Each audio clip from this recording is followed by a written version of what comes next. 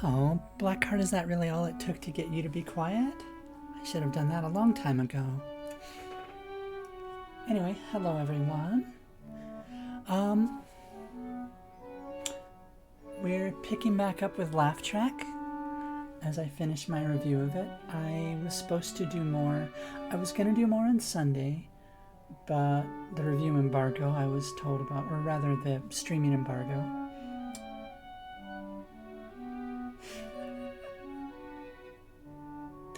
Yes, Dagor.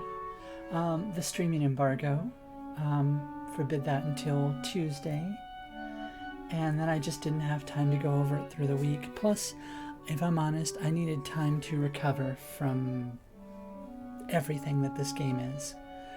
So, yeah, Dagorth, can I, are you able to pin something, Dagorth, or are you on mobile? If not, I can handle it. I want to pin up our trigger warnings. Okay, yeah, can you copy the trigger warnings we have in, it should be in the title, I think. Let me see.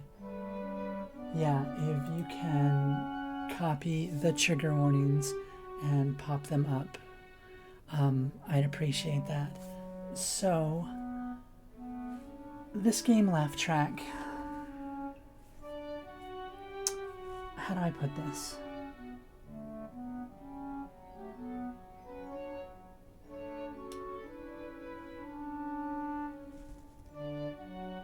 I made a comment in my review, and one of the writers of the game actually, apparently went through my VOD, and they agreed wholeheartedly with my assessment. This is a comedy horror, but only by a very specific, stringent definition. A comedy, theatrically speaking, doesn't have to be funny, ha ha ha. A comedy just means that things are going wrong, that there are antics, and that the protagonists are trying to get something done and failing and getting into hijinks. It really does not have to be funny. The horror part of this, there's not a single jump scare. There's no Cthulhu waiting at the door. It's not even clawing at the existential terrors in my brain. The horror is just shining a light on stuff that no one wants to talk about for what's happening. So I want to give this warning. Some people come to my stream and they just want to relax and they want to smile and laugh, and they don't want to think about what's happening, because there's a lot of bad things happening right now, and a lot of people in our positions as VTubers, as entertainers, as content creators are kind of urged to not talk about it and to not draw attention to it. And a part of that is comfort level, a part of it is just needing to have a place where that doesn't exist, but there isn't a place where it doesn't exist. What's happening in the world right now all around us that's the horror that this game is talking about. In the previous stream I did on this, in case you're wondering, in a nutshell, you are an ethereal, Lovecraftian-esque sitcom writer, and 4 real teenagers have been cast into this, their minds affected in such a way that they believe what they're going through is real. They are part of a teenage comedy. And you, as the writer, work with ethereal beings called the producer and the director to try to get as good a ratings for your show as possible. But good ratings come from torturing these 4 people. The more time they have to relax and to think about things, the more time they can see what's wrong with everything around them, and ratings go down.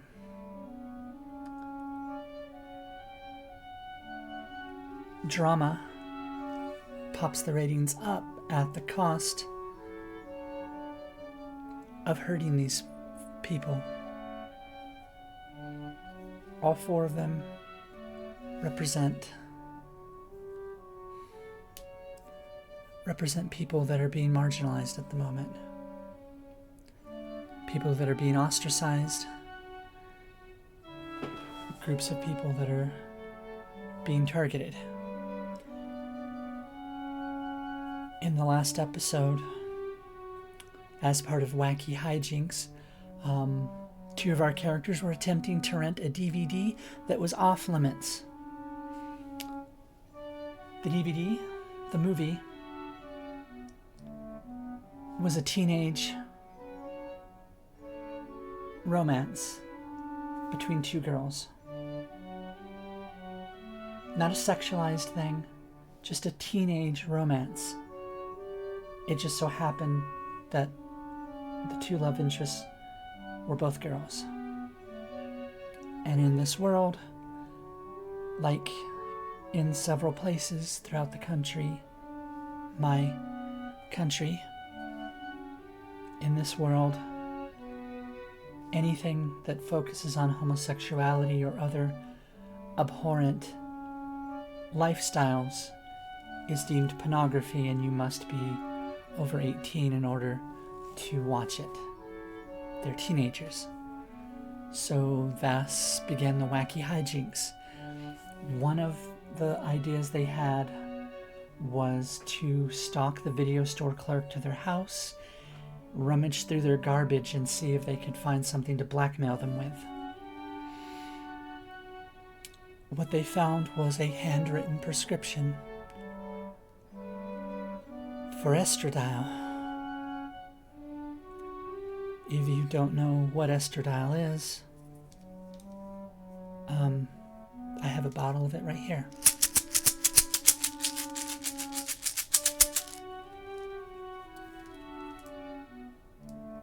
The game then set you up where if you wanted to accomplish the goal, you would have to consider blackmailing a trans woman for being trans. And,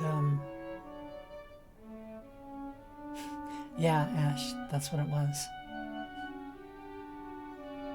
Bonus points if you know these 2.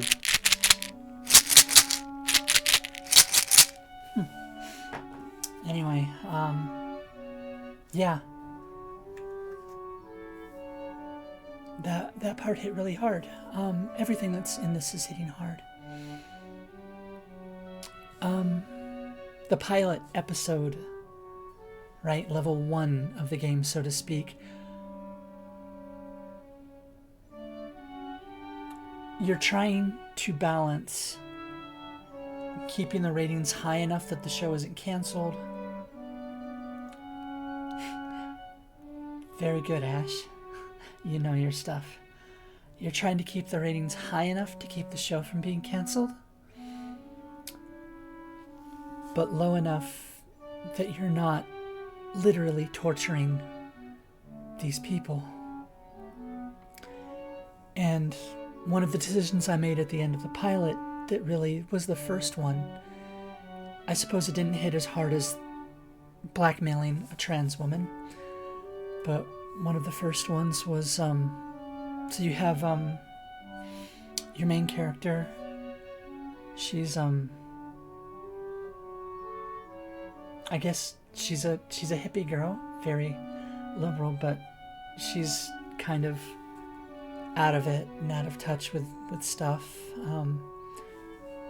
So she just wants to have like a normal life and not live in the forest and eat mushrooms and all that jazz. Generally sounds like mine because mine always get stuck together. They do, yeah. You have a non-binary, asexual, aromantic Canadian. Very, I didn't think I'd like him, but I do. And then you have a lesbian character who we just found out is homeless. Because in that same last episode, one of the people we went to try to get that DVD stole one of her only pieces of clothing while she was not able to watch over her stuff. That was hard to deal with, but fourth character is the child of an immigrant, Asian immigrants, unmistakably but non-specifically Asian. He's part of the sports team, which they don't bother to tell you what sport it is, just sports. But what he really likes is baking, and he's the one that said the line that really tore me up for the first part, and that was, we had the choice on keeping either, the ratings a little bit higher to keep them safe, or lower to keep from torturing them. And the choice was for them to create this club to rebel against everyone, or to just try and stick together and ride out high school. And I chose the latter, and afterward I immediately felt like it was the wrong decision, because our child of immigrant, aren't we all, character used a phrase that is painful. He said, yeah, we have to just kind of get through this. Keep our heads down and don't draw attention to us. It's better to be thought of as one of the good ones than to be a target. I don't know if you know what that phrase means, but in case you're not familiar, one of the good ones, when a certain majority group is oppressing other groups, they use them as examples. And sometimes, in order to avoid being a target, or at least being hit as hard, they smile and they don't acknowledge the bad stuff that's happening, and they go along with everything. And that makes them one of the good ones.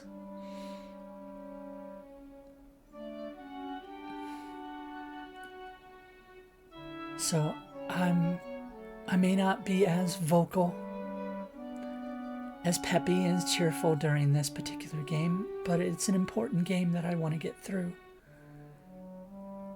And I think the message that the game has is important, especially right now, when 6 months ago you had to look and sound like me to be in trouble. And now you just have to not have a popular view to get in trouble.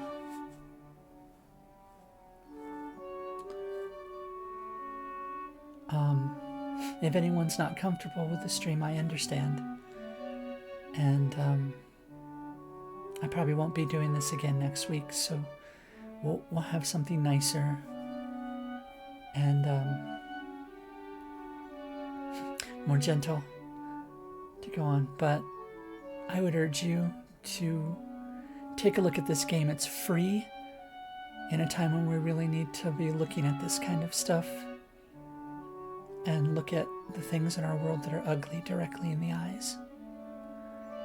I have to write a review on this game for Keen Gamer, and I don't know how I'm going to do it, but I feel like I have to.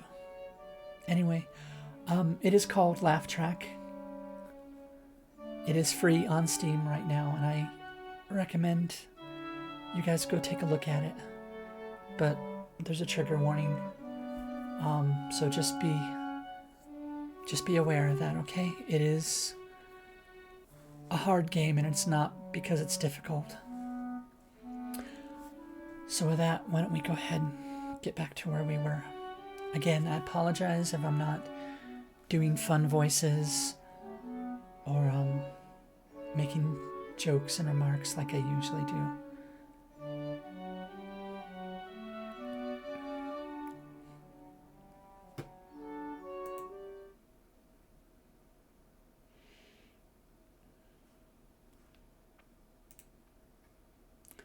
This is a comedy horror game. It may include obscene language and deal with triggering subjects such as mental illness, self-harm, violence, and bigotry.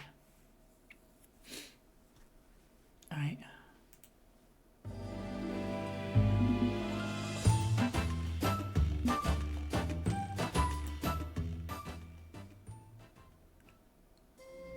No, don't tell me, let me guess. She came crying to you about what a bad person I was, right? Yeah, we already saved it.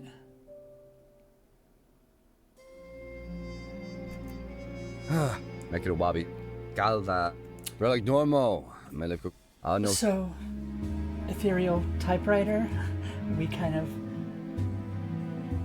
shaped the story that these poor people were going through. Besides the director and the producer, there's two other ethereal beings. The outsider, who is this woman. She's trying to get you to keep the ratings low, but not get it canceled. Because she's trying to help those 4 people by pulling them out of this reality and putting them somewhere where they can live a happy life. This gentleman, the hero, apparently has some kind of powers over time and space and paradoxes. He wants to keep the ratings high, but not too high, so that the management of what we're doing here with this typewriter and all that expose themselves a little, and he can thus track them down and destroy them. In his mind, saving 4 of them just means they'll get another 4 later. He wants to burn down the whole system and then take those 4 and put them back in their original timelines where they came from. But the outsiders already let us know that there's no good ending for them in their original timeline. They're all going to die. It's not actually helping them or saving them. He argues that 4 lives are not worth billions. And I feel that. I really understand that that's an up here decision. I don't know how many of you have played Mass Effect, but it's either in 2 or 3 if you have Mordin Solus with you.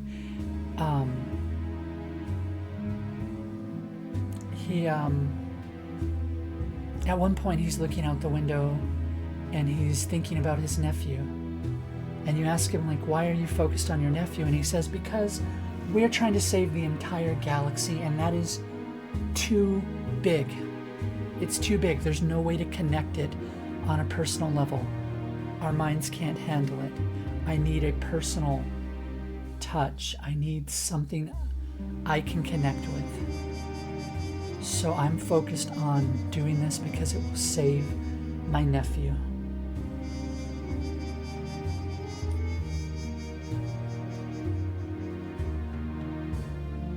I don't know the billions that might be at risk from this, but I know these 4 people, and I cannot torture them. Maybe I can force myself in a second playthrough, but yeah. Anyway, let's listen to what he has to say. Exalti, It's kind of funny, honestly. No subway below. For someone calling herself Farsight, she's got a very short-term vision. A problem I'm hoping you don't share with her. You've mixed things up when it comes to ratings. It's a start, but you need to do better. High ratings keep management focused on your efforts, keeps them from noticing what I'm doing. So, what's the deal? Are we doing this or not? I'm not helping you. I made a promise to her. You're powerful. Can't you destroy management without my help? No deal unless you save the kids, like she wants to do. Oh, those middle two. Now, one thing is, these kind of games, these kind of visual novels, typically have a rollback feature, and they've addressed that in this. They completely let you roll back and change your decision anytime you want to. They're fine with it. So we can see what both of these say. You think I haven't tried before? They're slippery, evasive, and they've dodged me twice now. If you don't keep them distracted, they may change resonance frequencies again and disappear. Can't you go back in time and prevent this? Think I haven't tried? They're persistent little roaches. This is the moment to strike here and now. You have no idea what's at stake. History has a shape, one perfect shape, a long-form narrative of both tragedy and comedy. My job is to enforce history's narrative. When someone tries to disrupt the story, I step in and be a hero. 20th century is humanity's peak. It represents that glorious and perfect finale of hope and horror combined. And 4 deaths, 4 little deaths, will help shape that history. Juno's parents evade criminal charges, but others in her community see what happened and get their kids vaccinated. Kat ends up a statistic in a report on youth crisis, and that report establishes a new budget for outreach. Daniel's passing is mourned by his community, and they're strengthened through shared loss. And Remy's scams crashing down serves as a shining example of what not to do, causing a few others to think twice. So yes, they all die, but that is the shape of things. It is needed. And I shouldn't have to point out that if management has their way, every world falls to chaos. At the very least, you should be on my side on the grounds of kick the monster's ass and save the day, yeah? Bottom line's this, do the right fucking thing and keep those ratings high. Stay the course. Be a hero. Oh god, this didn't take long to get there, did it?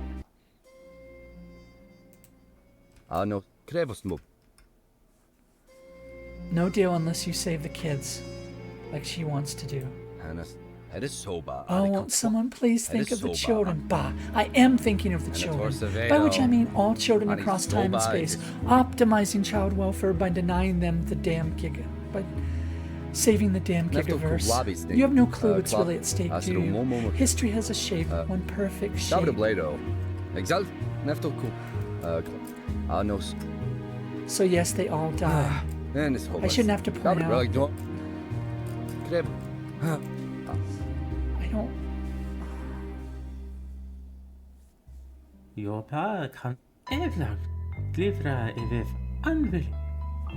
Anyway, here's the producer.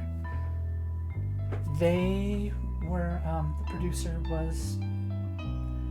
We were all part of some singular being. We all had our humanity and our souls, I guess, crushed together and mixed into one being, and we were peeled out as needed, and they were done so back in they were brought in back in the 60s, and I know he over there was brought in like the 1860s, like during the Civil War, and I'm in the 2020s. Alright. Yeah, whatever. We shall pick an episode and let's get to work.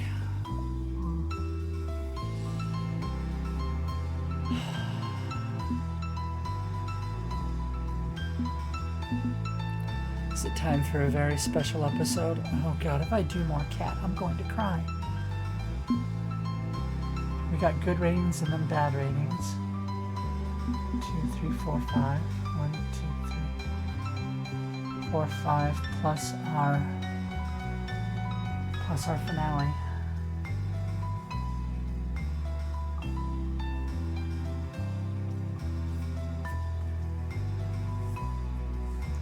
I don't know Dagworth one way or the other.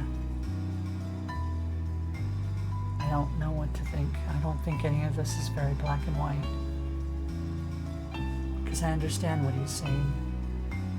And I still don't think I have the strength, even just as a game, to do it. I'm a weird person. When I play RPGs and, video games, I'm nice to the NPCs. I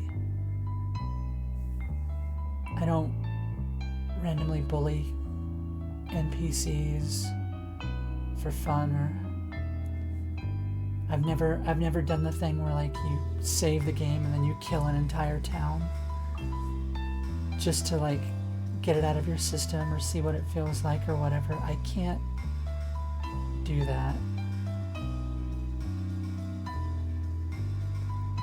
I can't be mean to characters that aren't even real. So yeah, I don't know if the hero, if he's right, I don't know if I'm strong enough to play that ending.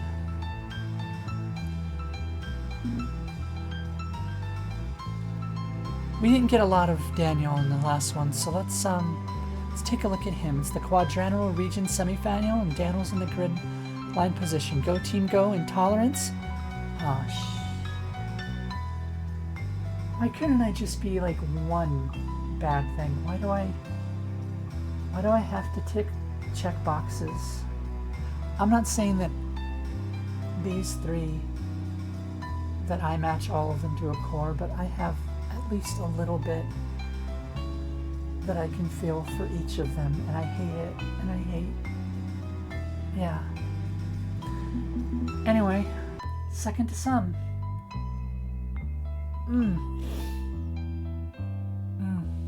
Grab a stick and bite down, guys. Let's go. It's a very special episode.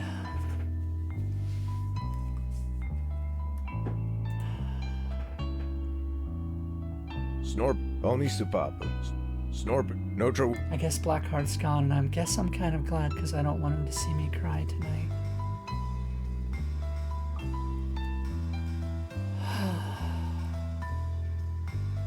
So it's the Daniel-focused episode. Good, good. Daniel's reliable and safe. He'll project a strong, simple narrative. The boy knows his place. It's refreshing to finally have a cast member we can trust.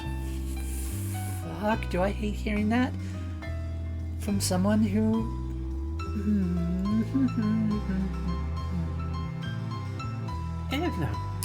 Problem is, he's also quite bland. I would enjoy a bit of spice to our melodrama. Bland is fine. Bland is good. He's obedient and doesn't rise above his station. God damn it. Can we not even get into it first before... Oh, jeez. Don't rise above your station. Be good. Smile. Oh, it's not even quite godhood. Oh. Yes, you would know a great deal about obedient. Oh, shit, he was a slave owner. He was a slave owner, wasn't he? He was a slave owner. So would you with your so-called little gifts. Little gifts? Little gifts. Little gifts. What are we referencing in the 1960s and 70s? Little gifts? What? I feel like I should know this reference. That's definitely there on purpose. Dagworth, you feel like being a good Mason and doing some research?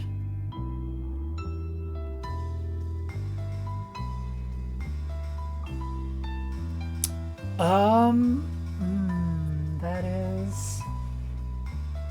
Okay, they have been portraying this one, if not female, then effeminate. And during the 70s, that makes sense for exploitation of gay people. Oh God. Yeah.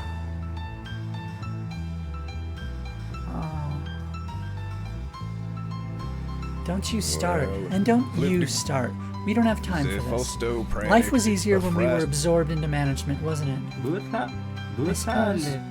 Harmonious thoughts only, none of this individualistic infighting. And believe it.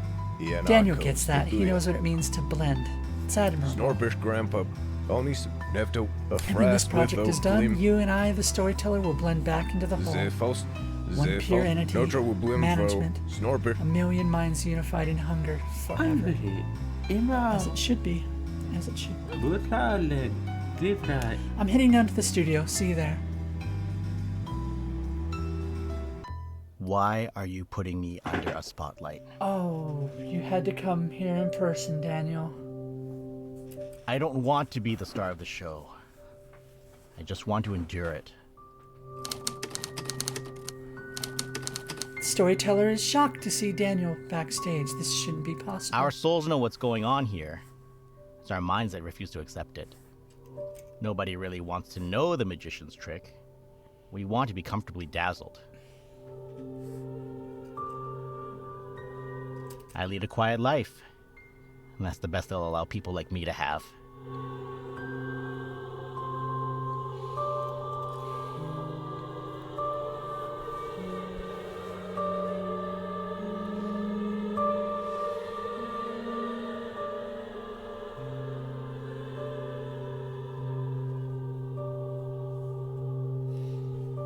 The storyteller is working to end this nightmare. You don't know what actual nightmares are like. At least this has intention and design. In reality, you suffer simply because. It is what it is, and I don't really care if I live or die at this point. Everybody dies, right? Some just keep moving long after fading away.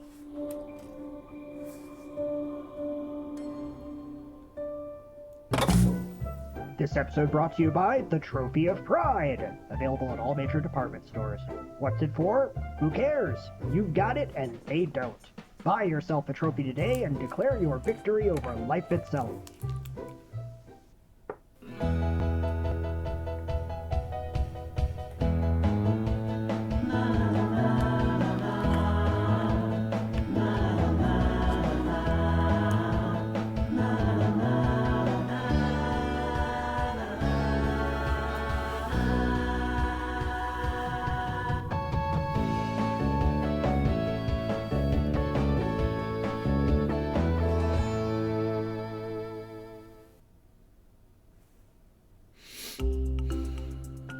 Episode 3, second to some.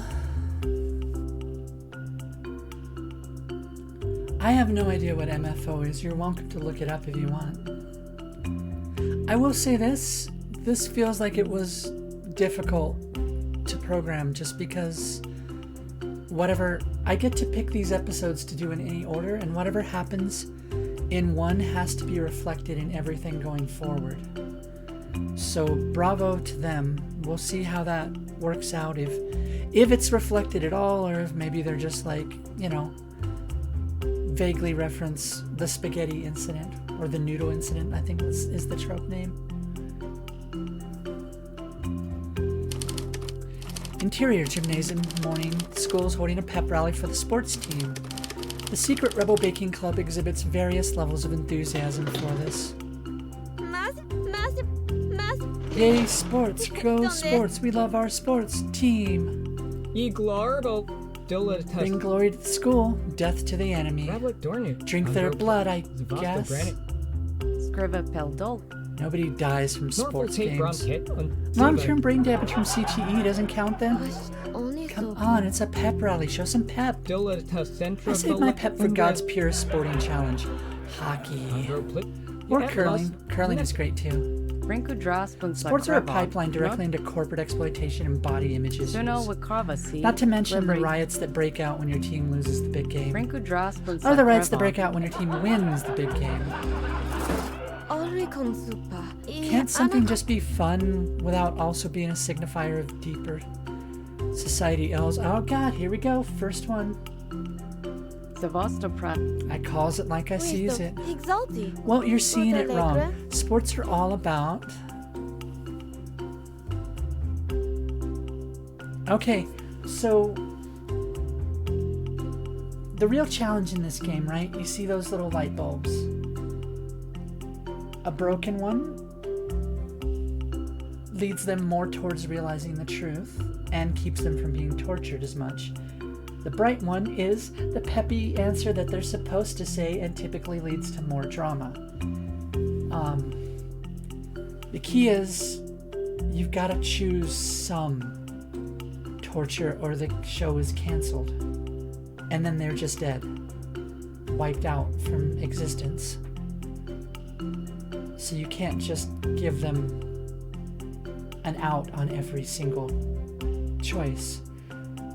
But if you give them everything, then it goes too much. They were kind of vague about what happens if ratings go too high, but apparently that's just as bad. So, yeah, I am choosing strategically to take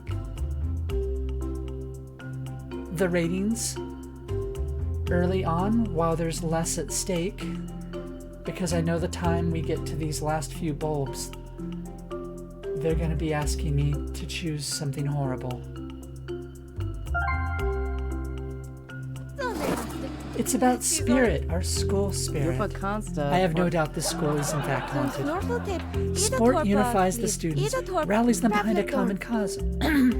Our school, our community. Through sports, we find victory, pride, accomplishment, and confidence.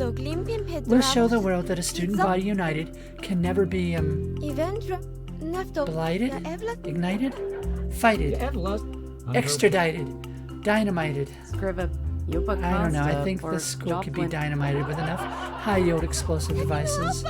Oh geez, Cat, please do not even joke about that or we'll all get in trouble. By the way, in this world, the Pledge of Allegiance is not to the flag, it's to the president, and the administration issues a lot of executive orders. One of which is the one that makes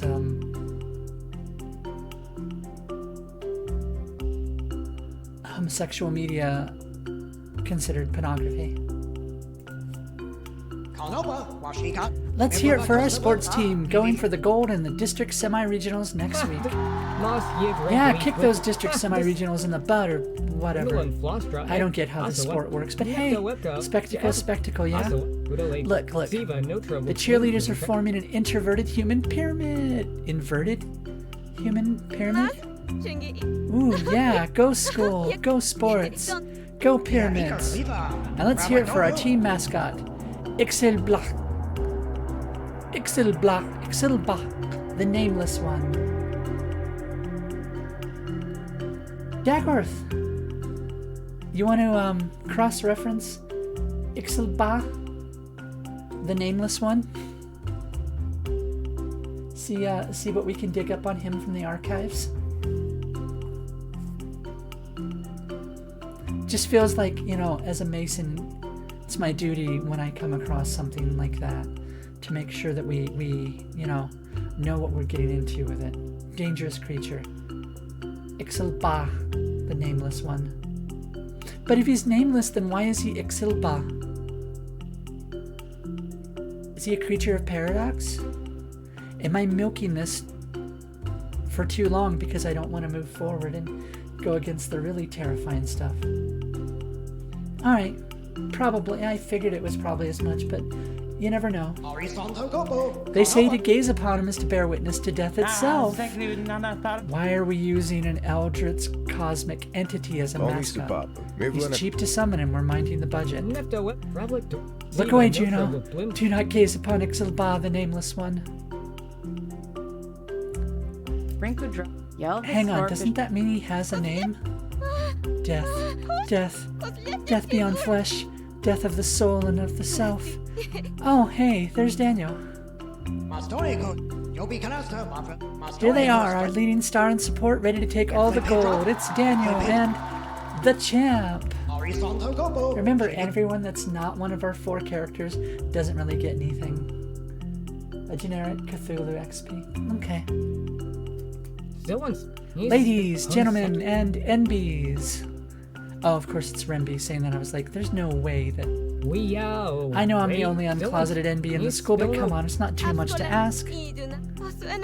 Daniel, over here. Hi, it's me. Hi. Don't think he can hear you over the crowd, Juno.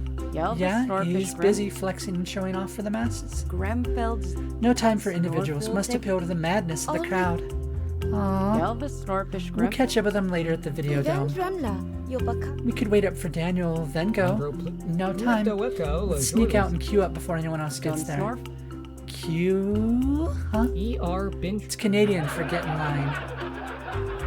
The extras are extensions of management? Yeah, it's cheaper that way. I swear, America needs to brush up on its own vocabulary. Technically, we stole it from the English, but hey, language larceny is legal. Here's the 3 places in town you can go. Bullseye, Burger Place, and Videodome. Interior, Videodome at the back of the large crowd. It's unclear when this takes place, but they've kind of taken all the best periods of Americana. So you get the high school, you still get people with, smartphones, but, video stores are still a thing. All the stuff that, made for good sitcom drama. How did we get here so early and still end up 23rd in line? In queue, you mean? I swear, if I'm standing here for another hour and they run out of copies, the clerk nervously addresses the increasingly irritated crowd of gamers. So I just got word from our supplier. Space Gun Murder 3 isn't coming out today. Feels kind of 90s. It does. There's a few things that put it before the 90s and a few that definitely put it after, but I would say the 90s is probably like the best analog for it. Sorry everyone. Oh god, please don't kill me. No trouble. It's not releasing today. Penalty call, delay of game. Huh. Sounds like it, yeah. It says here on Zitter that the game's been delayed. Oh good, it's Grand Theft Auto 6. Yeah, her hoodie. So what you got to miss, Dagorth, is these 2, right? So Kat is a lesbian, and Juno is pan, and Kat is kind of interested in her. So in the previous episode, they were trying to rent a girl romance as a way of like, hey, Juno, 2 girls can be a thing. And, they ended up having to go through hijinks to try and get it. One of the things they did was Remy is the I know a guy kind of person. And as they were talking to this guy who was like, cool, I'll sell you a Canadian bootleg copy of it for $100. He looks over Kat's hoodie and is like, cool, you know what? I'll trade you. I can get like $400 for that hoodie. And she admits that she stole the hoodie. It's one of like only 2 things she owns, right? And the guy's like, well, you stole it anyway, so like trading it for this, it's not like you're losing out much. And then after they say no deal, the guy's like, fine, I don't need 2 of those hoodies anyway. And she's like, what? What do you mean 2? And he's like, oh, I happened to see one just like it in one of the homeless people's tents over here, so I took it. So she threatened him with a box cutter, but he got away, and that's when we found out the second one was also hers, because she is homeless. And while that is a very expensive and nice hoodie, it's also one of only 2 that she owns total. So there's the story on that hoodie. Hala! Welcome in, Hala. Fair warning, this is not a happy game, despite what it looks like. And if you stick around, there is a 90% chance you're gonna watch me cry.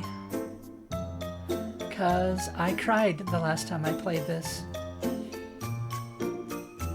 But yes, hi Hala. Moo's the word of this chaotic farm. Mama Moo's stream is a cozy corner of the internet where ADHD meets agriculture. 1 minute they're hyperfixating on something new, the next they're chatting about mental health in both English and German. It's a smooth-brained 18-plus party you won't want to miss. Oh, okay, sorry, I forgot. Yeah. But yeah, just fair warning, if you stick around, I'm probably going to cry again because I'm already feeling bad just recapping. But it's really good to see you, Hala. Thank you for coming by. We still need to, like, set up plans to play Split Fiction together.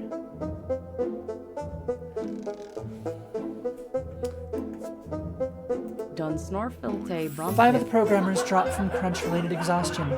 Oh, this is better. We're talking about just corporate malfeasance rather than, you know, political and oppression. So this is slightly easier. It's okay, sometimes you need to cry. Yeah.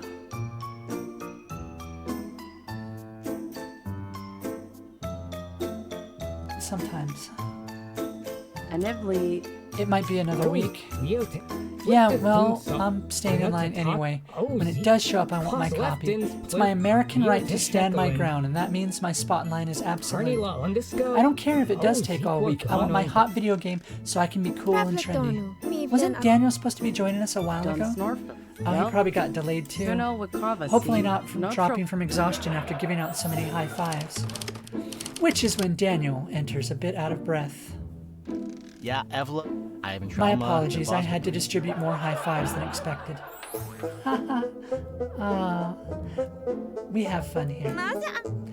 That's fine, you're keeping our school spirits up, right? Hey, wanna wait with us to get a copy of Space Gun Murder 3? I hear this time the loot boxes and battle passes might not cost as much. I'm afraid I do not have enough time to play video games, Mix Marchand. Aww.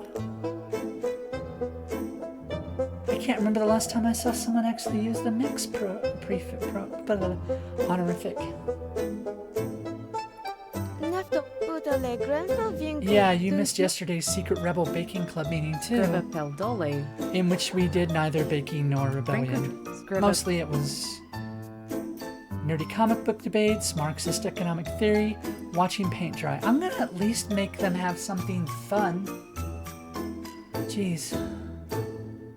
Mostly it was Remy and me arguing if Hero Gal could defeat Villain Guy. Hero Gal could defeat Villain Guy. No, she can't. Yes, she can. No, she can't. Yeah, it was pretty much just that for 2 straight hours. Even so, you have my apologies, Miss Toplowski. You don't have to call me that all the time, you know. So when you aren't occupied with amplifying our spirits, what are you up to? Sports stuff, yeah? Just loads and loads of balls in your face? Yes, Ms. Ruiz. We are training for the upcoming seasonal regional ultra finals. The coach says I need to step up my training. I'm lagging behind the others.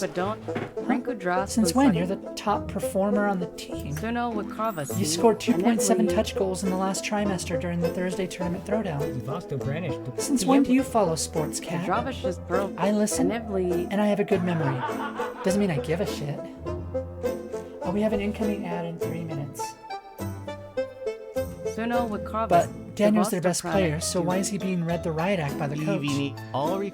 Regardless, I'm afraid I'll have to miss the next few meetings of the Secret Rebel Baking Club. I must train to a level that satisfies my coach's requirements.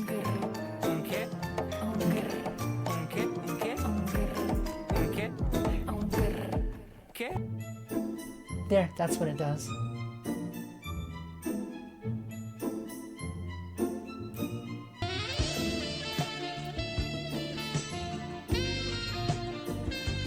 Orc, what are you doing over here? Oh, you had a watch streak. You had. Bravo, Orc. Okay, well, thank you for stopping in to maintain your watch streak. And thank you for coming at a point where I'm not crying yet.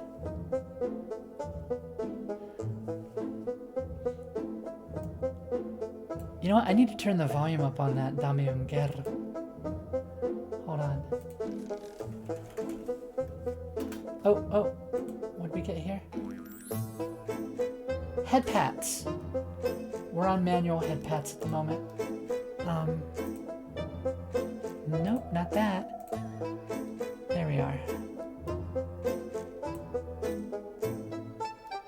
Touch goals. I need to remember that the next time sports ball comes in the conversation. Exactly. Right?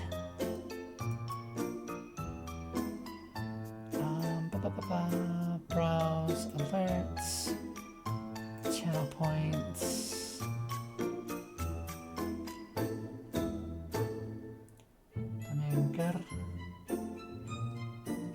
Oh, that is as high as it goes, isn't it? I thought I could make it louder.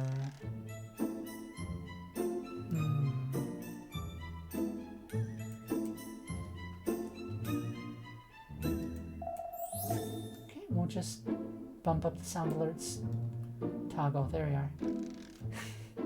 Thank you for the head pats. Ads start in about 25 seconds or so. Hang on, I'm getting an incredibly cool and fun idea. Oh no, here we go. How about I help Daniel with his training? Yeah, here we definitely go. We found this week's wacky Juno misadventure. Okay, Remy and I will be over here waiting in the queue while you have your fun. Cat tugs Remy away from the pair and back into the line of pre-ordering gamers. I can help you. I'll track your progress, design training regimens, and provide moral support. We'll make you the best Daniel you can be. Aw, you were there, Hala. I was never questioning it. I have, you know, I have poo brain, you know, it doesn't work. Nothing from here up works and nothing from here down works. So.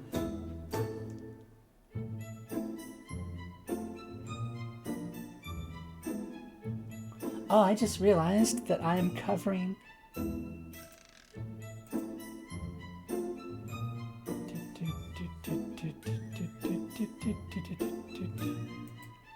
Nope, not that one. Not that one.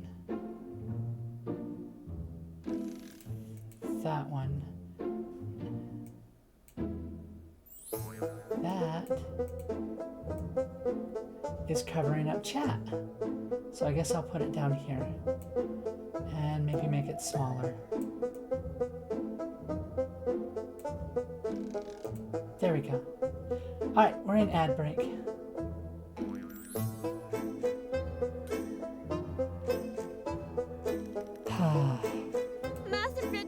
It's an item I can scratch off my bucket list too. What's one more thing I want to do before I die? Help a winning sports team. Yep, there it is. There it is.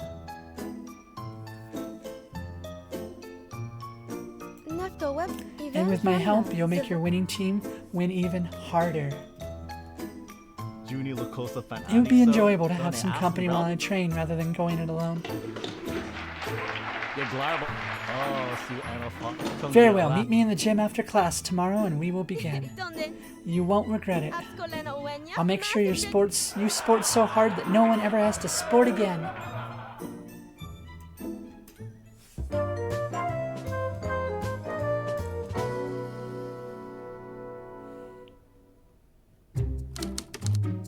Interior gymnasium. After practice, Daniel is lifting heavy objects while waiting for Juno. The star of the sports team, the champ, approaches. Hey, good lift, bro. Glad you're taking the coach's words to heart. You keep this up, we'll beat the bisemestral playoffs in no time.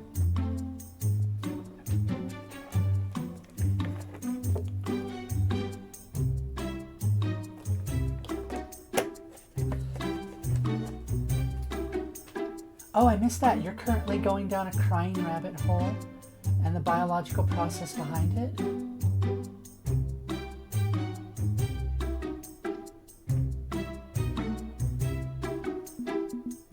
I missed that part. I'm sorry, Hala.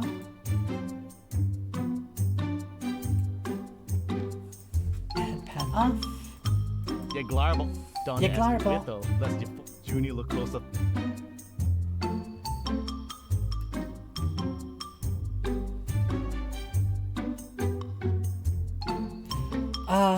Thank you. I'll be working with a personal trainer this week to ensure our success. Really? Who? Hello, sports persons. Trainer Juno reporting for duty. Huh? This is Miss Topowski. We are friends and partners in sports training. Like, you sure about this, Charlie? Charlie? She's determined to... Oh, God, they don't even know his name. She's determined to help our team win. I do not doubt her determination. Right, I have an exhaustive week of training planned out. I did research. I did online research. And the internet never lies. I have a color-coded and cross-indexed notebook of exercises and techniques. I'm pleased you're enjoying this. Hey, Charlie? Can we talk? Like, sidebar? Come here. Here we go. Okay, I'll just be over here cross-indexing my indexes of colors. The word is indices, but the champ tugs Daniel aside as Juno proceeds to make her notes more complicated. My dude, does she have any experience at doing sports shit? Because from the look of her, that's a serious no. If you're casting aspersions regarding her body mass index, man, why you gotta use all the fancy-ass words? I mean, she's a nerd. Sports are for sports guys, not for nerds. And honestly, you've been hanging out with nerds a lot lately. It's concerning. You know, the Canadian weirdo and that creepy bitch in the hoodie? I have given the team everything I have in the name of victory, including this week of training. Is there any doubt about my commitment? Hey, chill, okay? I'm not accusing you of shit. You do the work. It's all good. But bringing one of them in on this thing of art? Oh, God. So much coded language. This thing of ours. Really? Well, Juno is important to me. Really? How? Give me the skinny man. What's up with her? Now, this is a moment of high drama. Oh, scheisse. Seeing as this is the very special episode for Daniel, I feel we should set romantic overtones. Haven't we already set up a romance with Kat? Love triangles, they're our bread and butter. Juno and Daniel bonding together while getting hot and sweaty. What do you think? Shall we?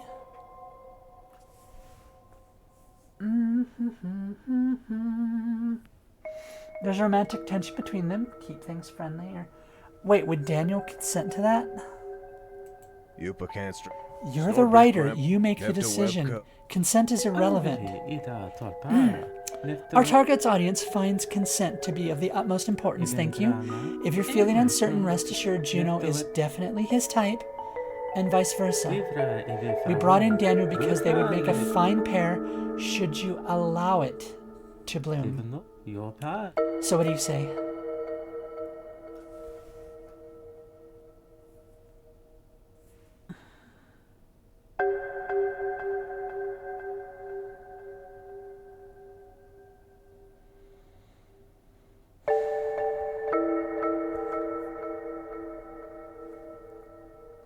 Have to make some hard decisions so that never ask again. Well, yeah, Dagorth, but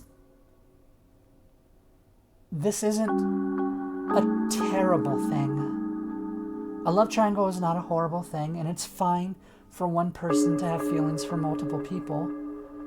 It's fine, you know. The issue is if I take this route right now, I may not have a buffer to say no to something much worse later. And I hate that that's how I have to look at this. If I keep saying no, the ratings keep going down, and the show might be canceled. And if the show's canceled, the 4 of them die. So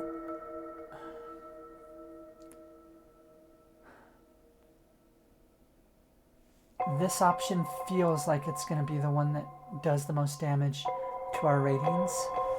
This one might bias some goodwill with the ratings,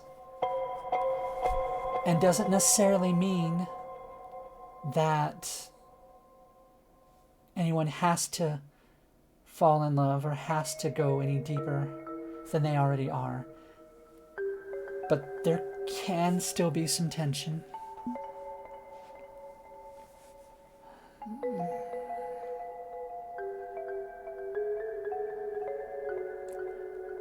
After last time, I really feel like they're going to hit me with really bad stuff. So I'm gonna go ahead and try to buy myself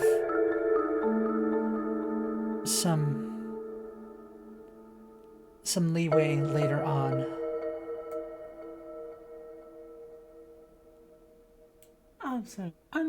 Excellent, excellent. This will make for a fascinating story arc. So to Aston Relch, Juno is very special to me. I believe she feels the same way.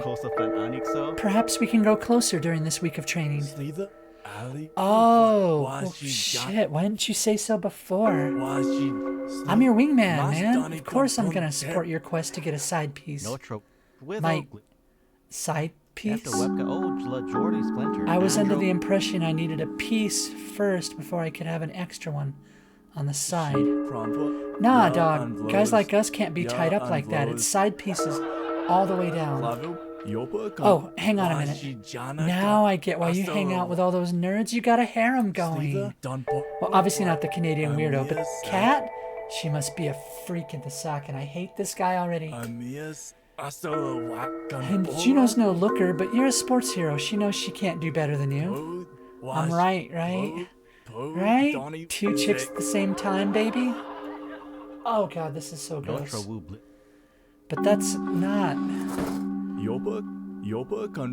Relax, I can keep us... Wait, was that last one not the actual... Wait, was the last... They got a freebie out of me. They got a...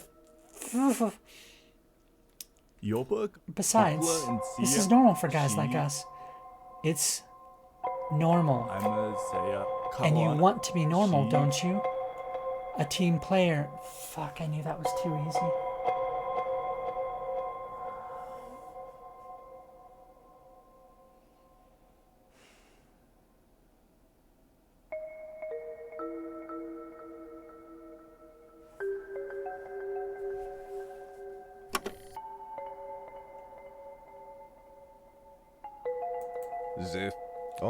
Fine. Whatever, probably makes for a more stable narrative anyway. Juno's a close friend. She understands my troubles and supports me. And I support her in turn. It's like our sports team. We're here for each other. That's why I trust her to... Why is the music so damn loud?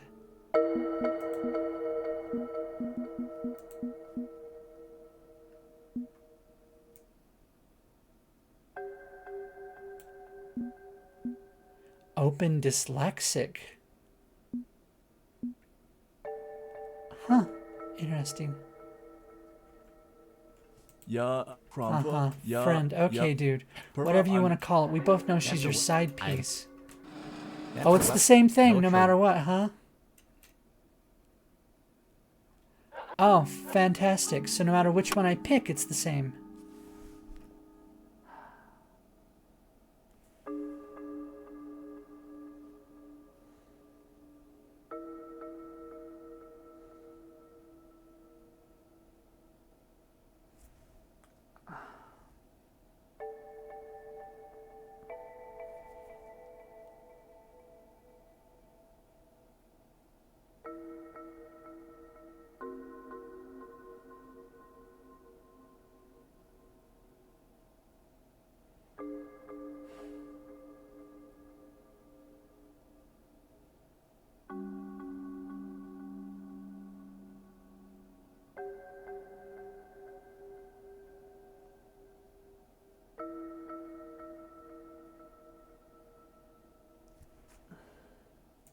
son unbelievable.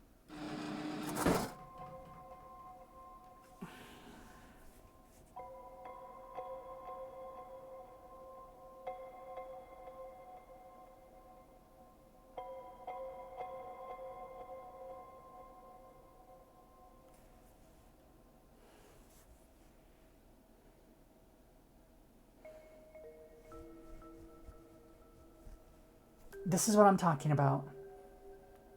Playing along is going to be painful,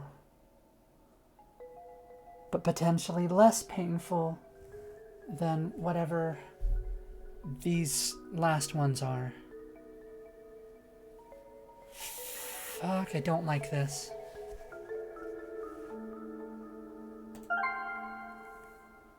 Done with a Yes, Juno and Cat. Oh, gross. No, I just feel gross saying it. I can't do that. I can't do that.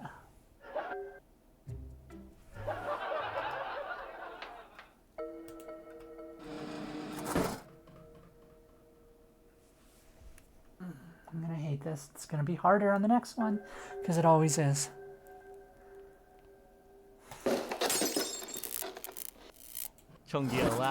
It's not like that.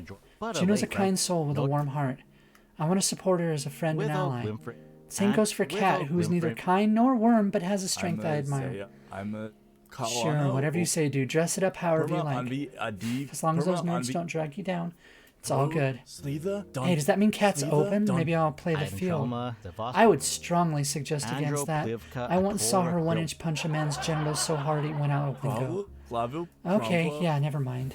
And you think Juno's really gonna help you get your groove back? I have no doubt. Okay. As the star player and team leader, I'll support it. Be the best you can be, Charlie. Right, as you say.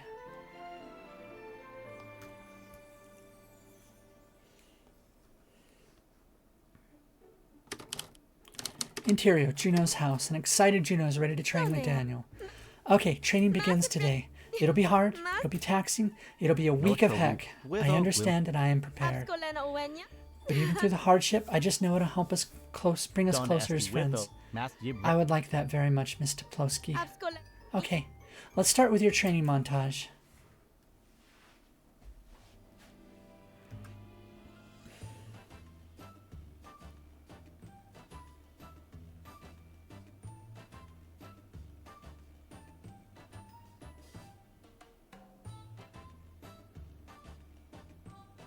Oh, it's a montage.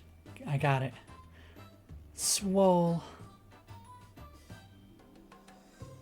Well, at least they saved on the game budget for this sequence. Sports.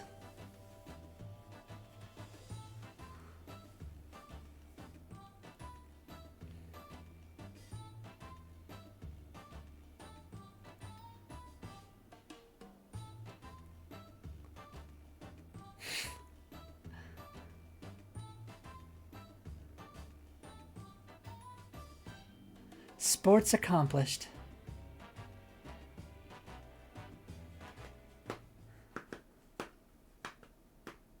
Gains, muscle mass, stamina, etc. And finally, the day of the Tri-State Semi-Championship Invitational had arrived. That was an excellent week-long regimen of training and exercise, Mr. Toplowski. She really, but I do know that she has a crush on him. No, just, it's too late. We're already in this. I feel my power level's increased considerably. I feel like I'm supposed to ask if your power level is over a certain number, but I'm not sure what that number is. Vegeta, what does the scouter say about his power level? It's 6001. What? Or sorry, 1006. Sorry. It's 1006. What? Is that it? Yeah. Kick his ass, Nappa.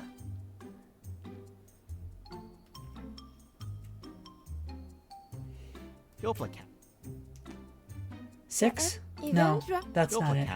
23. They were born years and years before that meme. Let's push on. It's not working. Humor works best when you don't have to cut it in half and count the rings, yes. Whatever number it is, it's more than enough for your big day. You're going to go out there and dominate the field. Run the plays, give 110%. I want you scoring goals, winning points, achieving touchbacks and slam grands, becoming a champion. Yeah, Evla, Snorp, no Our team becoming champions, you mean, not me personally. Well, of course, but the champ approaches to offer Daniel a high five. It is reciprocated in turn. Look at you, you've got this glow around you, Charlie. I like it, I like it. Yes, I've been busy training. Charlie, good hustle, bro. You knuckled down and did the work. I'm a firm believer in hard work.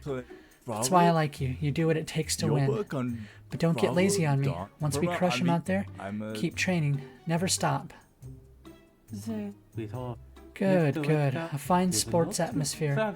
Let's dig in harder. Really get in the spirit of things.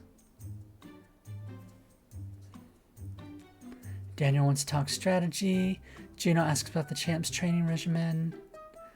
Okay, I gotta know what the rules of sports are fine, like...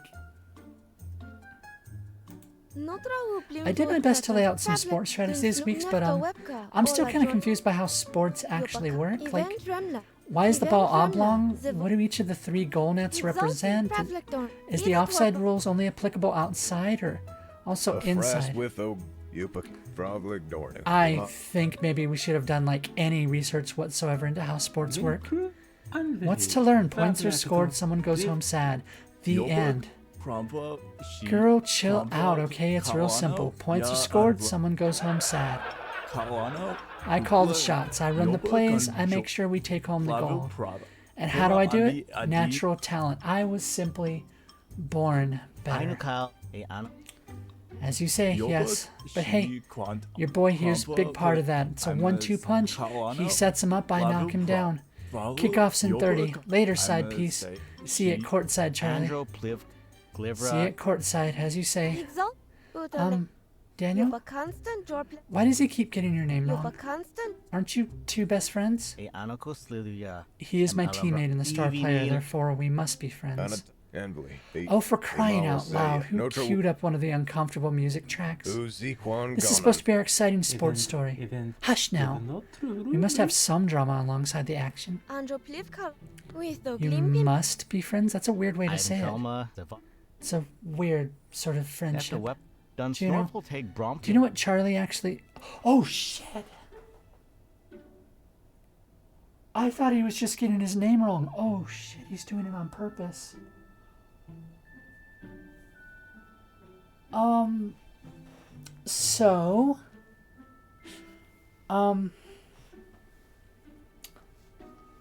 Charlie, is an old, is an old, word to refer, to someone specifically from North Vietnam, adopted during the Vietnam War. The Viet Cong were the name when, during the Vietnam War. Viet Cong, the NATO phonetic alphabet,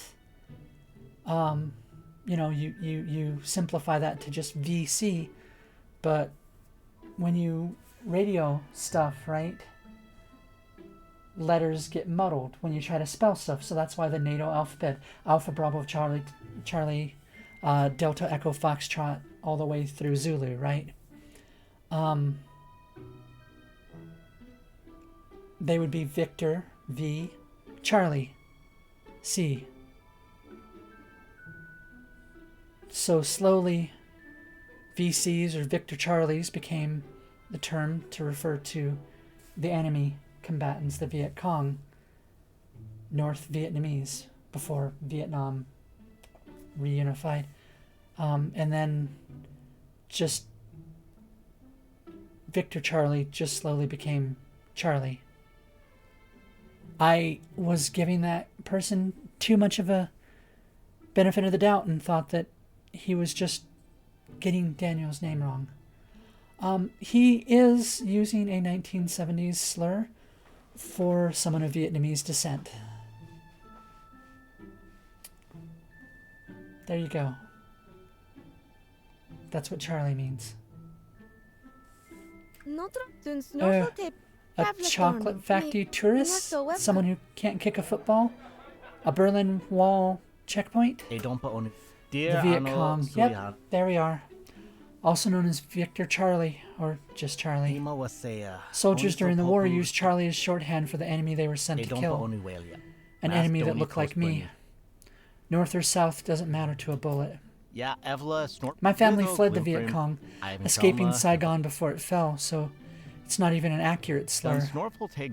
I would like to believe that he uses that nickname in some horribly misguided attempt at praise. Perhaps likening my sports dominance to that of a warrior? That's the most charitable. It's more than rude. Hala. It's the most charitable explanation. He's never been overtly cruel, always says I'm an important part of the team. But there's still an implication that I'm an enemy outsider by default. Social acceptance is only allowed to me by those who could revoke it at any time. No matter how hard I try, at best I can only aspire. Fuck, there it is. To be one of the good ones.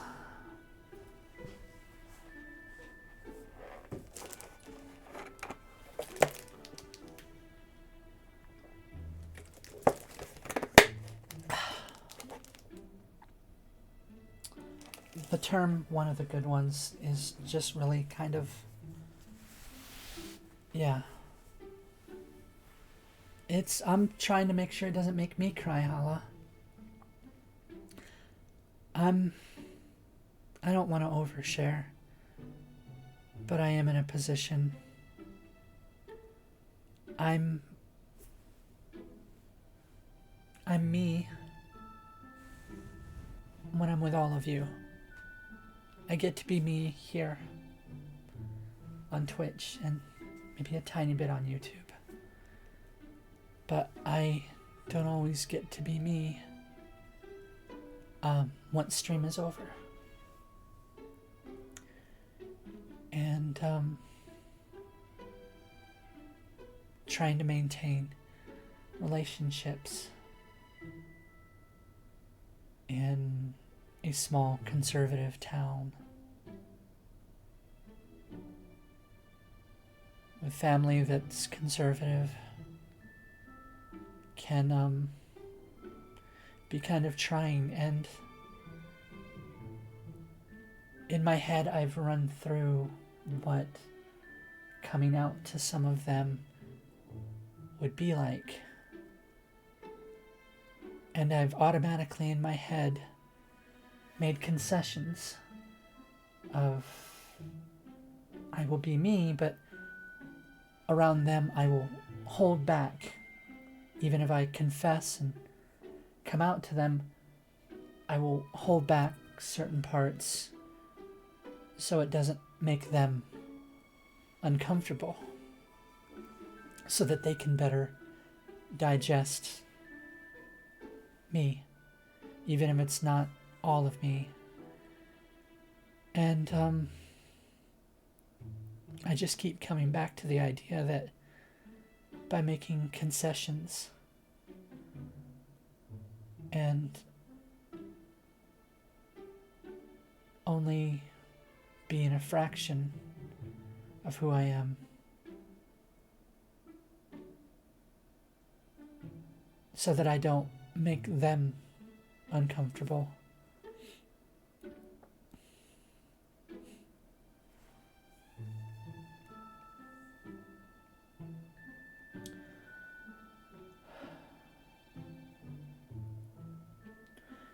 Makes me one of the good ones.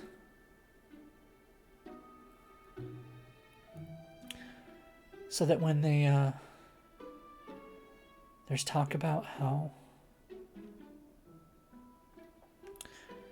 trans people are just trying to indoctrinate children, or trying to force their ideology on everyone, I can already picture these people in my life going, well, except for me, because They don't force it on everyone. They know not to go full trans around me, or full trans around my kids, because they're one of the good ones.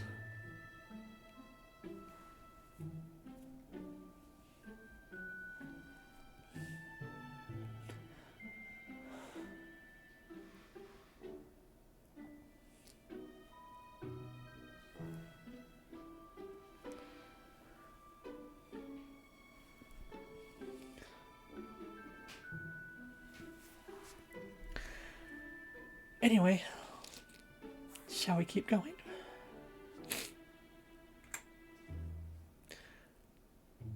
I need to grab a screen cap of this for my review on Keen Gamer. Ainukal pleno stuna.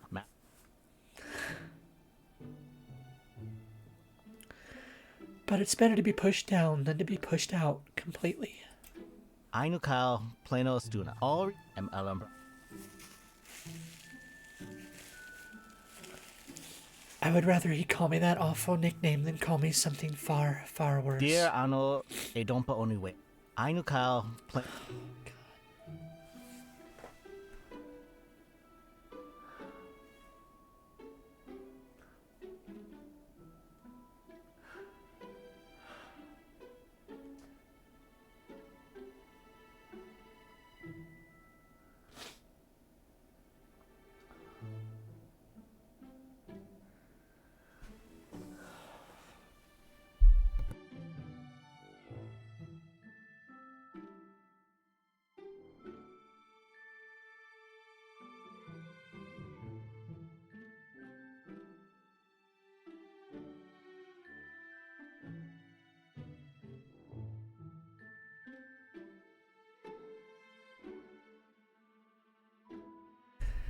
Had to use the model that lets you see my hands, didn't I? Better to avoid attention. For me and my family. I can't risk speaking up about it. Daniel, that's awful. Dear ano. It's an awful world, Misty Plosky.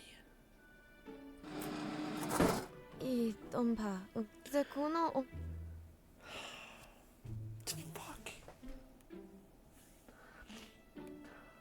Alright, we're gonna do the gross part over this. I can't. I don't know. Dear an. Yeah. The whole game does. Well.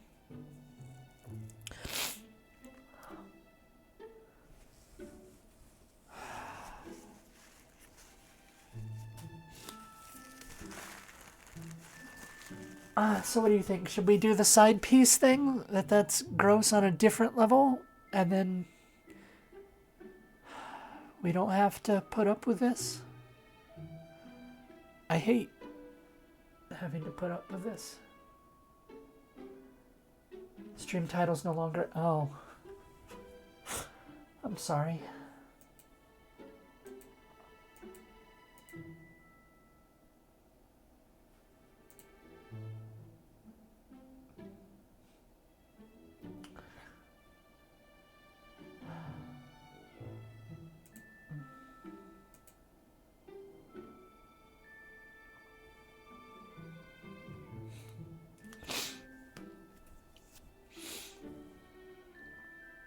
I know those last two are gonna suck ass. Look at them. Those last two bulbs.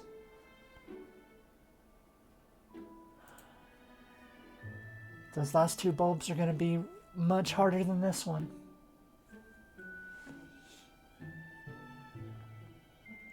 You have to pick and choose which pain you want to put them through.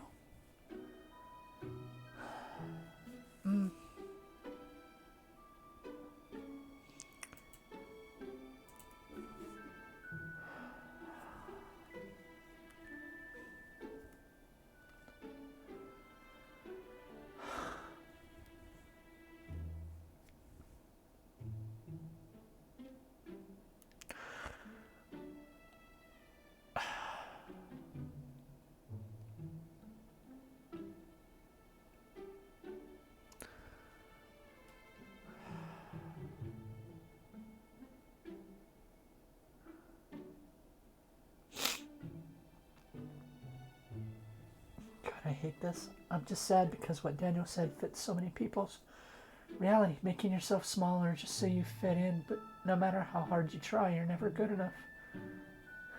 Just one of the good ones.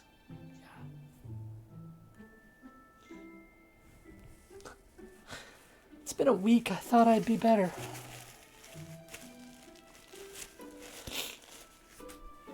Alright, again, this game is called Laugh Track. You can get it on Steam for free right now.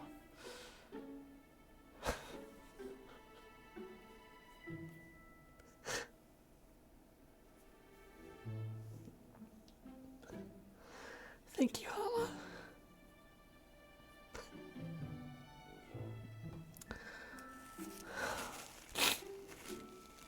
I am trying really hard not to trauma dump on everyone tonight. So, thank you, Hala.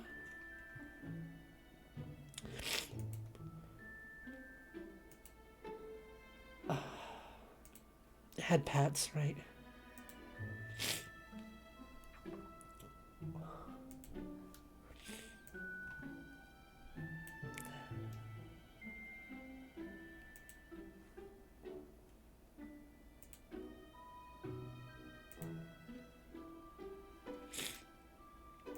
Thank you, Dagarth.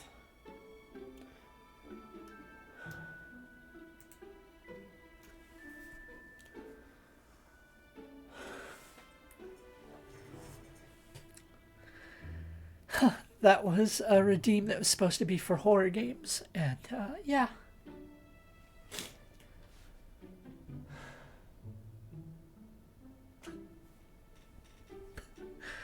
Hala, you're gonna make me cry for a different reason now.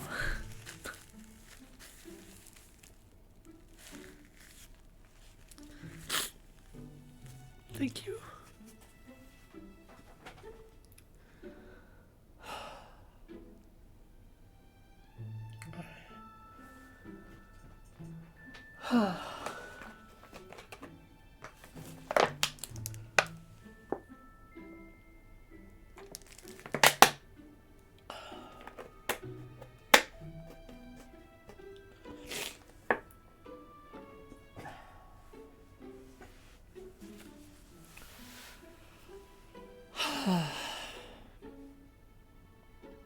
Taking a breather.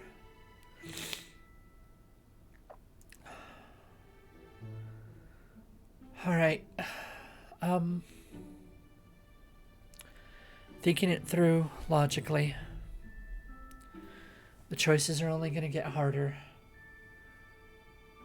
As much as I hate this, putting up with it now will give us some breathing room for the last two decisions. I really hate that idea, but we'll bite the bullet here, and hopefully that'll give us breathing room.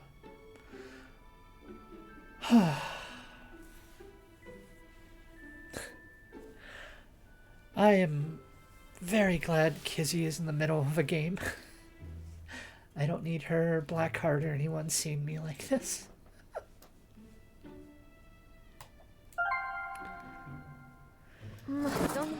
It's frustrating, but at least this will be short-lived, yes? He's a big fish in a small pond. After high school, odds are you'll never see him again. After this, you can be Daniel to everyone. Others will come up with other names. I'm an outsider, Juno. No matter how much I sink into the melting pot, I can't change that. Our team captain is just one man, yes, but there's too many like him out there. I can't help less.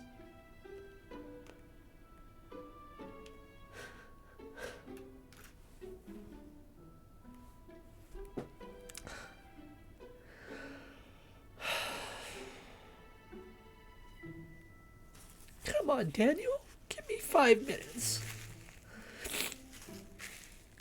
Alright.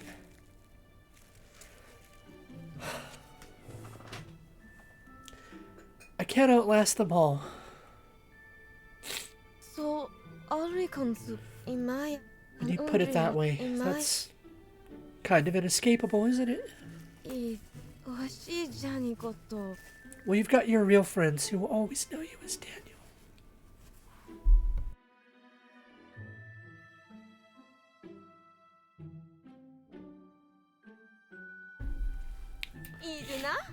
And you'll always be Daniel in our hearts. Flarb? Thank you, Miss Toplowski. That means more than you'll ever know. I wish you wouldn't call me that. Call you what? Miss Toplowski, you don't have to. Your attention, please, students. This is the principal with an important announcement. All students will refer to each other by their last names from now on. How much you want to guess? The mid-season, semi-regional, quad annual, varsity junior elimination bracket final quarter will begin shortly. Attendance is mandatory. That is all. Apologies, I need to rejoin my team. The time of sports has begun. Okay, let's sports. I'll be there at ringside cheering you on. Use your training and beat the other guys.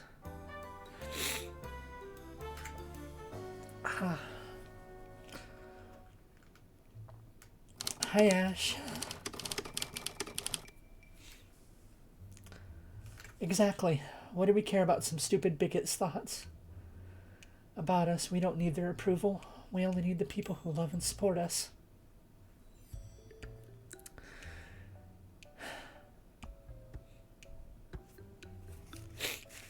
Interior gymnasium. The students have assembled to cheer their team on in the big game. Yeah, go team.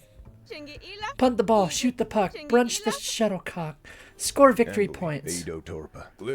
Still think we should have done some research into how sports are played. We can't just have Juno cheering all alone for the rest of the scene. Let's pair her up with someone. Gotta bring in our girl failure. Come on, Kat. Yep. Hey. Oh. Kat, hey. I'm surprised to see you here. I thought you hated school spirit. You beat sitting around Videodome all week in queue with Remy. Wait, Remy's still in line? We really just trying to cram in every possible sports colloquialism. We are. We don't want any one sport to feel neglected, so there's a shuttlecock. If you look up there, you can see go back. There's a shuttlecock on a golf tee. There's nunchucks, and there's a football-shaped football. A soccer ball shaped like an egg, like an American football. And a back goal. And dodgeballs. Remy's still in line? Please go home. Never! At this point, I think it's not even about buying a game. It's about refusing to give up. Oh dear. Speaking of terrible ideas, how'd your training session go? Oh, it went great. Daniel's in terrific shape and ready for the big game. Really? No, like major mishaps or accidents or wacky shenanigans? No misunderstandings leading to some hilarious crisis? Nope. We just did a whole lot of exercising and strategic planning. Huh. I was expecting this to backfire in your face for some reason. I guess this week's primary conflict is something else. This week's what? Your attention... Oh god, Kat's figuring it out. Kat's figuring it out. And sitting courtside, ringside for kickoff. My therapist, once while talking about people that have been rude to me because of my appearance, asked me why I care so much about what they think. Do I really want to be friends or close to people that will treat me differently? For things like that, that helped me, to be frank.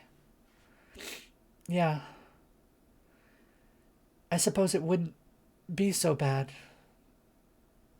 The only problem is right now, it's those people that currently have power. And it's those people that are doing things that are very hurtful in ways that do more than just hurt your feelings. So, Yeah. Please rise for our school fight song. Oh, oh boy. Let's sing along, everybody. Oh, this ought to be wonderful. That means you too.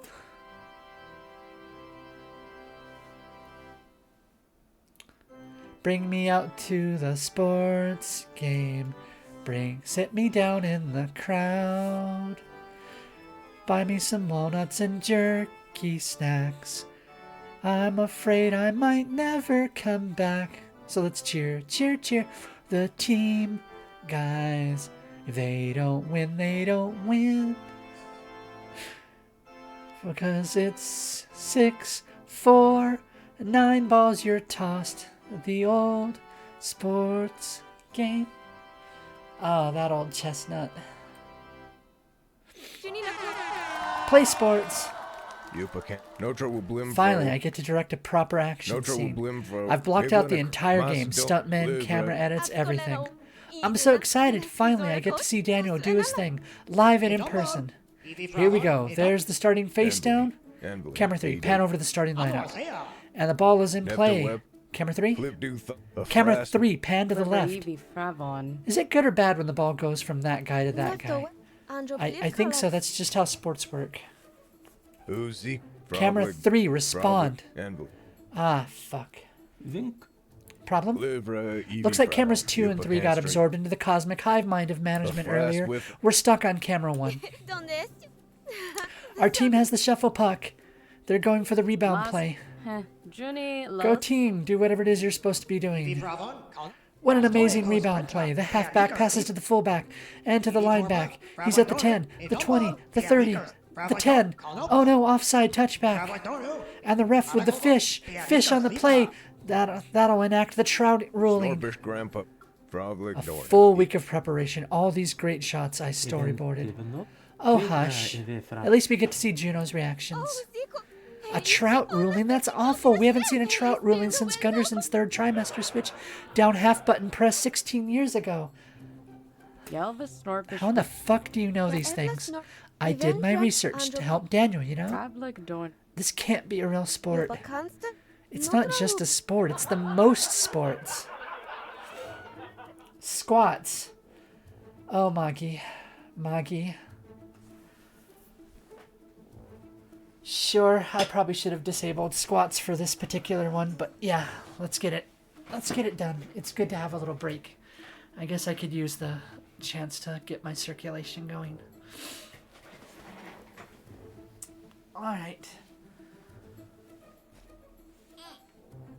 Okay, and 1, 2, 3, 4, 5, 6, 7, 8, 9, 10, 11, 12, 13, 14, 15, 16, 17, 18, 19, 20.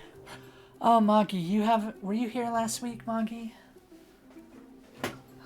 Well, on the bright side, Moggy, I don't need the blanket that I've been wearing this whole stream anymore. No. Do you recognize this game?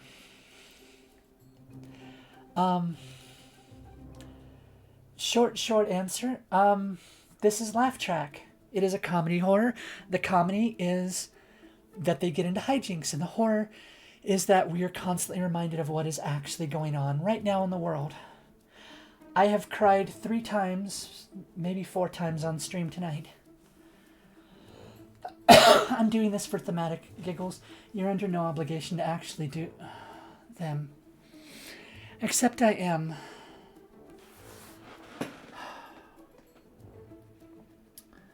Did you guys know that HRT lowers muscle mass? And things I used to do, like when I used to be a professional wrestler and I used to lift 300-pound men over my head. Did you know I can't do that anymore? I'm having trouble with jars of pickles. I now own a jar opener. It's a little device that has grippies, and you grip it around the lid, and then you use that to turn it. Cause I can't do that anymore. I couldn't open jars before. Same, my partner's teaching me how to exercise properly, and I am struggling. Yeah. I've also gotten a little bit shorter, and my shoe size went from a men's 13 to a women's 11. I don't know how that works. I don't know how that's possible. But yeah. Just recently I was for the first time able to find shoes at Walmart that fit me. I didn't have to like look for special stuff. It was very nice. Anyway, these are 30-pound dumbbells, which I believe is something like 12.5 kilos, give or take.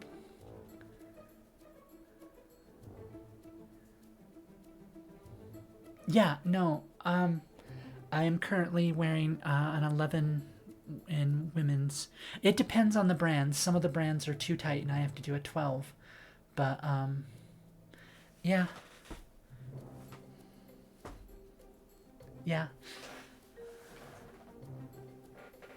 Alright, here we go. Oh, Jesus Christ, on a cracker. Oh, this is a cursing stream, just so you know. If you're not used to that. I told you, these are 30 pounds. Which used to not be a problem.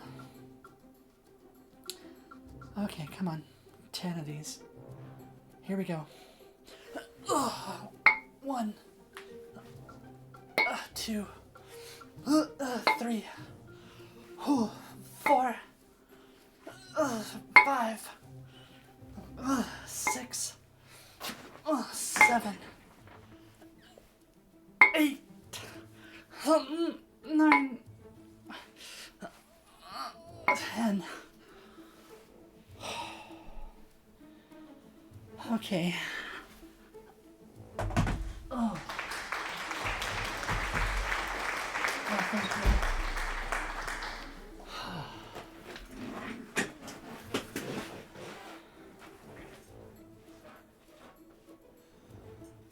What are tall feet? I don't know what that means. If they're not large.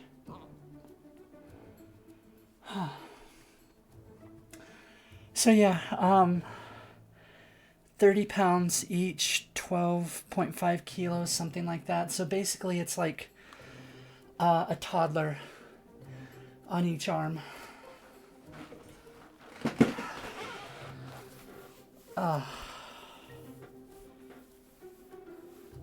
Oh, big arches. Okay, that makes sense, I guess. Well, that would just make shoes in general. Yeah. Your arches are high. Okay.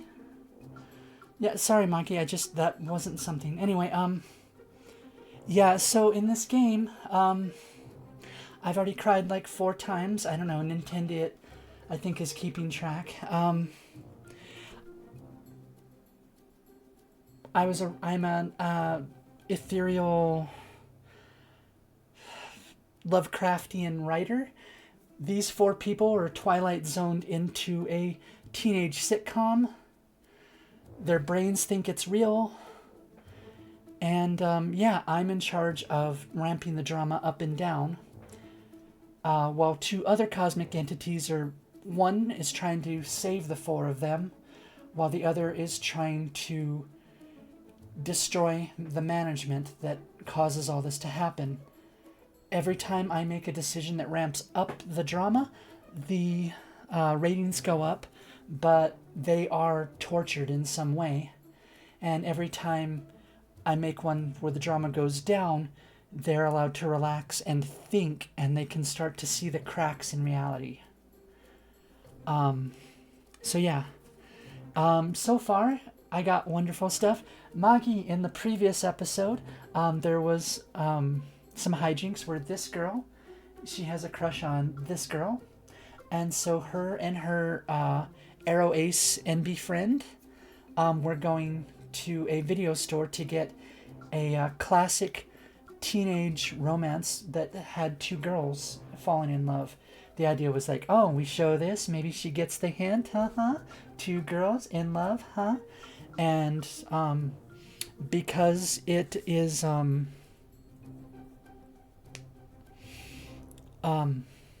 homosexual in nature, it is thereby by executive order deemed pornography, and they were not old enough to rent it.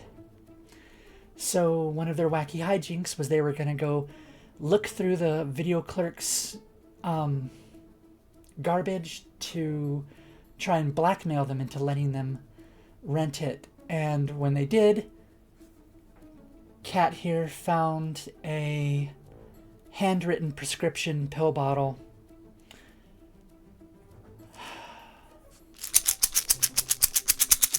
for estradiol, which the game pointed out that is perfect blackmail. That is something that could get them in a lot of trouble in this world. And I could not. And this episode has been all about being one of the good ones. The VOD should be up. I don't know if I want to go through being a good one all over again. I've got to go to rest. It's late for me. The rest of the stream is bearable. Thank you very much. Thank you, Dagworth. Love you too. Have a good night. Get some sleepies. But yeah, if you're not familiar, the phrase being one of the good ones means that you're part of an oppressed minority, and rather than fighting back or standing up for yourself, you just keep your head down and you don't make a big scene and you just deal with it. And that way you're not looked at as a problem. You're not a target. Because with all the bad people that are like you, you're one of the good ones. And yeah, I had a long trauma dump about personal experience with that. That's probably something I have to deal with very soon. Anyway, yeah, so that's what's going on, Maggie. Now you're all caught up. And the defensive line preps for the next run. Wait, we have an early triple rolling German suplex from the defensive goaltender, followed by a snap to the passing guard, and he shoots. It's good! Goal! Yeah, we scored a goal. No, every third Tuesday the left goal is anti-wild and leads to a sequential strike. It counts as a point for the enemy. That's it, I'm looking up the goddamn rules. If only so I know when to feel good and when to feel bad. Things are looking bad for the home team, folks. Can they recover? Oh no, the champ tripped over the water hazard and dropped the ball. Oh, look, Daniel's got control of the ball. What a stunning offensive block. It's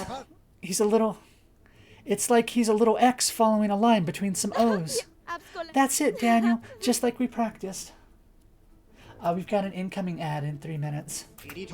Daniel with a spinning shoulder slam in the clear, approaching the neutral zone. If he makes this shot, the school team will score 1.26 points and take the game. You can do it. Oh, thank you, Maggie. If Daniel makes the game-winning shot, he'll be the hero of the day. Well, this is why we were buying goodwill. This is why we were suffering earlier to have a chance like this. He may even be promoted to captain. Daniel, the sports hero, would be in the spotlight for years to come. Daniel takes a dive. Daniel passes the ball. Wait.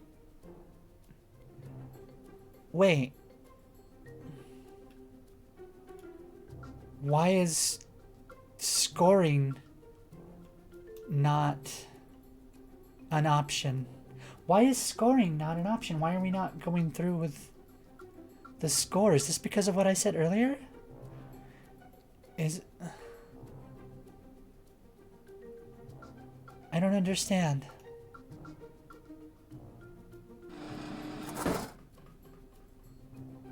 I don't understand.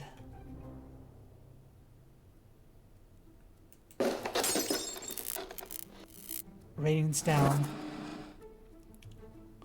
Ja, Ibis, Idi Torpa. Wait, what's this? Daniel's passing the ball to the champ. Wait, what? But he could have scored. It's a support play. He's sacrificing his position to ensure the win, and the champ's going for it. He shoots, he scores.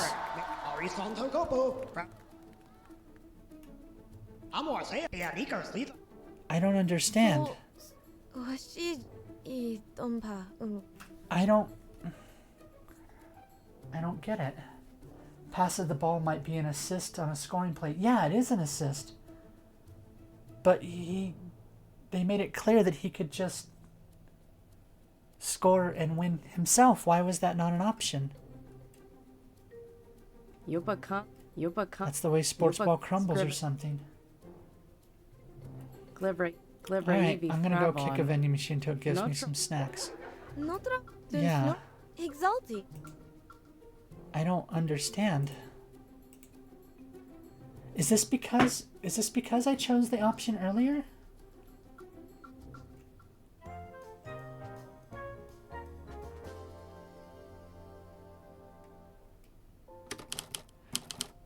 After the game, I swear if he calls him Charlie again. Smart move, my man, smart move. I'm the playmaker. I'm the one who always comes through in the clutch. If you hadn't passed me the ball, we probably would have lost. I'm here to support the team. I don't understand. And you do a damn good job of it. You're a team player and a half. Cheer up, buddy. Let's go hang out at the mall this weekend and hit on chicks, as you like. Yeah, Evla. Mr. Plowski, did you enjoy watching? Yes, until the bit at the end. Daniel, you could have made that shot. We practiced that play. Why didn't you just win the game? Why risk passing it to him? Because he's the one who wins the game. That's the rule. That's always been the rule. He wins, I don't. So I moved the spotlight away from myself and back to him. I told you before, I'm allowed my position. I can't risk losing it by taking his glory. Because my uncle took that risk and paid with his life. Okay. How is this different than... Okay.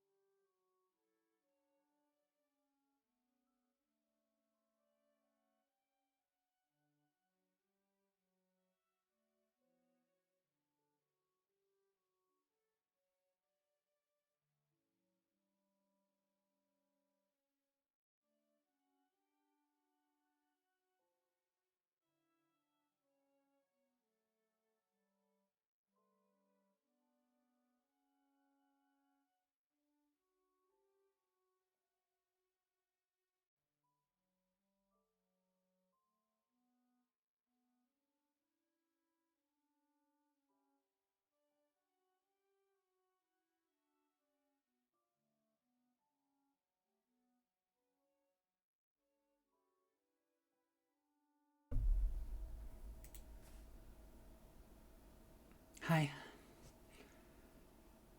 I went and got myself a little cutie orange. I needed some sugar. Yeah, that probably is right, but I kind of just want to see what it is now. Ivan Trauma. When we came to America, he went south instead. I'm a fisherman. I belong by the sea. He started with a chartered boat and in short order owned his own. He got so successful at it, so well known that some of the local fishers took offense. And then one day, men in white hoods burned his house down. That's what awaits me if I succeed. Outrage and fire. But if I fail, I'm letting myself and my family down, and I'm still used as an example. Failure means I prove them right, that I'm inferior and couldn't possibly ascend. So I choose to succeed just enough to maintain and endure. Mr. Plowski, this is the system. It's how things have always worked in America. We're stuck in the system they built around us, the system they built for themselves. If you can't see that, it's because the system benefits you as well. But I don't want that. I don't want any of the benefits at the cost of your happiness. I know. You have a good heart, Mr. Plowski. You care about justice and equality. But you are in regardless. There is no opting out of your privilege. If you want to change this, the only way out is through. Use the power they gave you to speak out.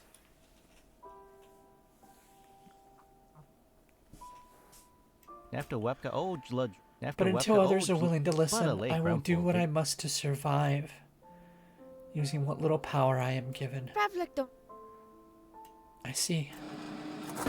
Oh, fuck this. I guess what it all comes down to is Daniel did the right thing. Daniel deserves recognition. How far back can I roll?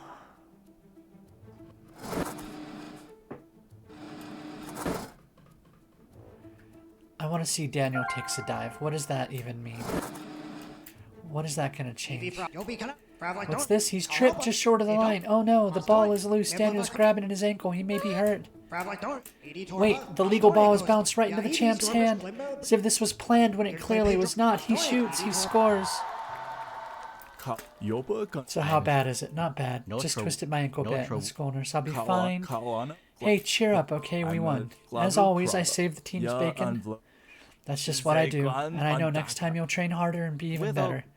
As you say, cheer up, buddy. Hey, let's go hang out the mall and hit on chicks. I've seen you run back and forth. You've got mountain goats fitting. Did you intentionally slip? Maybe. Then why? Because he's the one who wins the game. Fuck.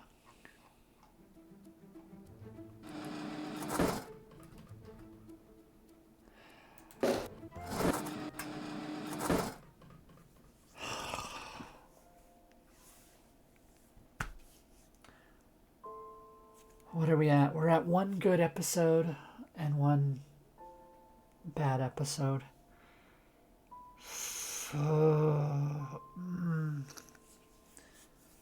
I get to be the one to decide who suffers so that everyone gets to keep living.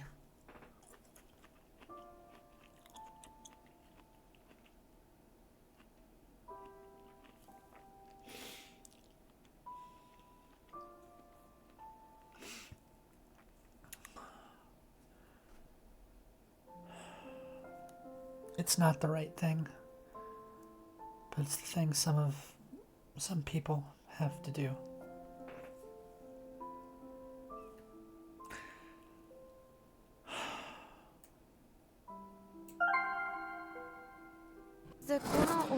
I guess you did the right thing by surrendering the spotlight.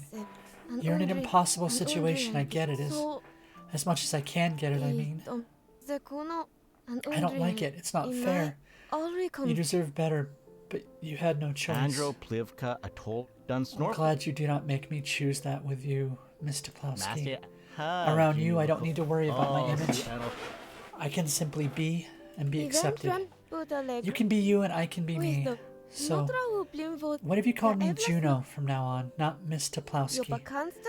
I know you want to be respectful, but there's no need. We're both just people. We're equals. Well, at least the captain was too thick to realize the trip was intentional, so there's that, yeah. I went back and redid it. So... How about you call me Juno? Otherwise I gotta call you Mr. Lin from now on. Kind of feels silly coming from a friend, calling a friend by their family name, What yeah? a late Grumful. And I am indeed your friend. With I understand, Juno. We are on equal footing. Right! It's Daniel and Juno, all the way to the end of time. Ainuka. Yes, as you say. Snorbish Grandpa. What the fuck was that? Andro Plivka. Juno, you know this has to end eventually, right? With Glimfrin. We can't keep doing this week after week. It has to stop. What do you mean? I've cherished our time together, yes, but this endless world you adore isn't what you think it is. Oh shit, he knows what's happening. Cut the feed. Roll credits. I don't know what you're talking about, Daniel. The only way out is through. Use the power they gave you to speak out. Roll the goddamn credits.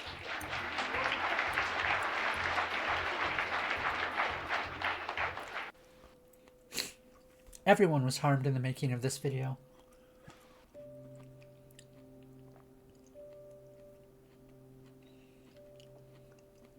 She wants to believe in this world so badly. I'm sorry, Daniel. And you keep teaching her it's a waste of time. Maybe you're right to do that. Maybe this world should be torn down. I'm sorry, Daniel. But I don't have the strength to fight. Even with all this muscle, I can do nothing.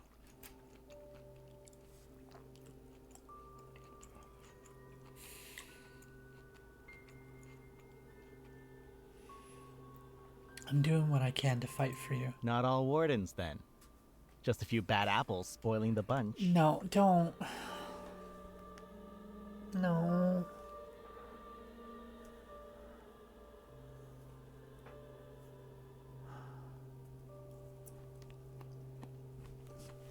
How can I have any trust that you'll write a happy ending for us all?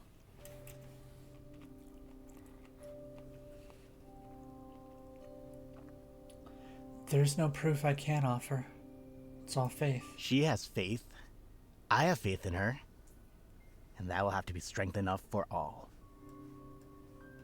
There is a fire that waits for all who fail to live up to the promise of life. And if I burn in the end, so will you. Remember that.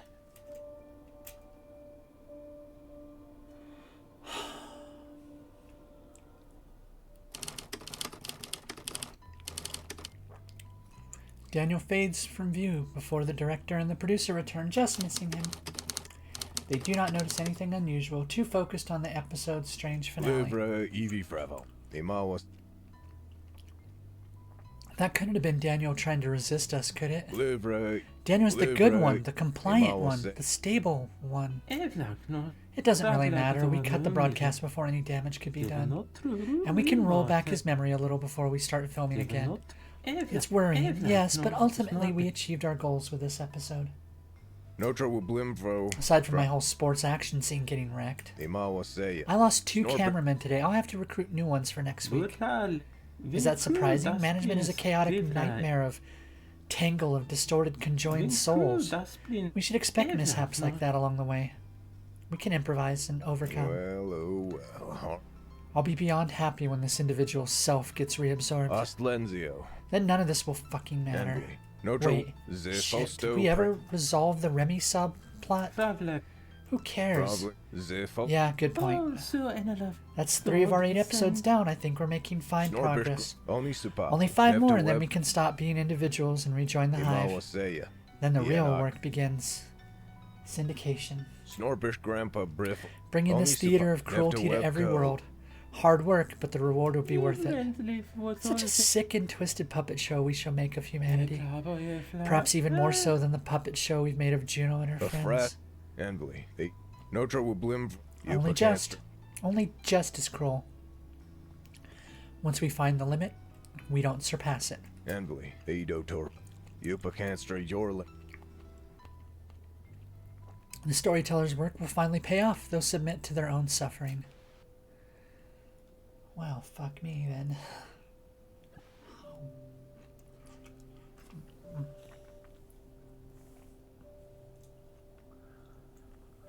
Am I a good person?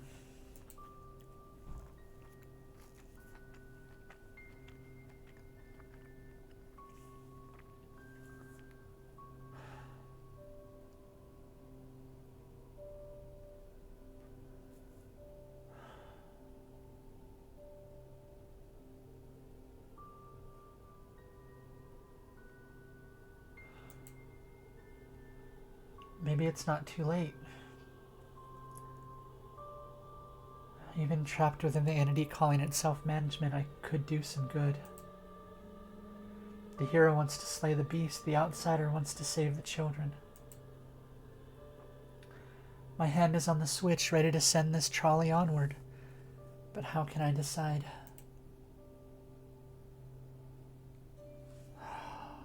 It's the trolley problem.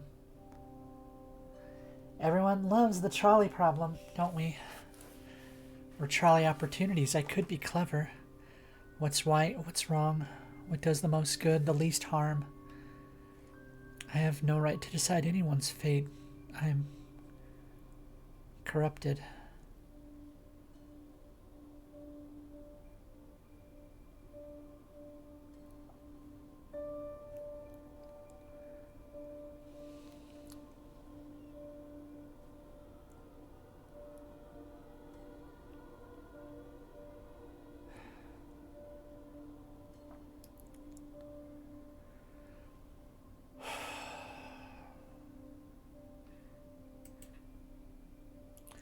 Yes, there could be a different approach. Thank you, Maki.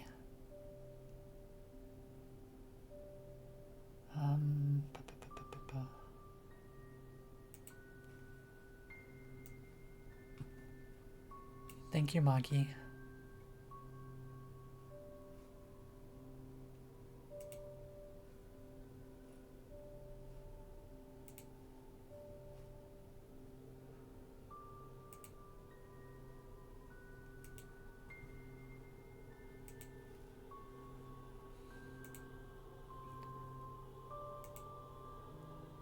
Three of 5. I must decide, light the bulb or shatter it, no in between. But 4 of 8? That offers a different path entirely, doesn't it? If there is redemption for me, I must seize it with my own hands.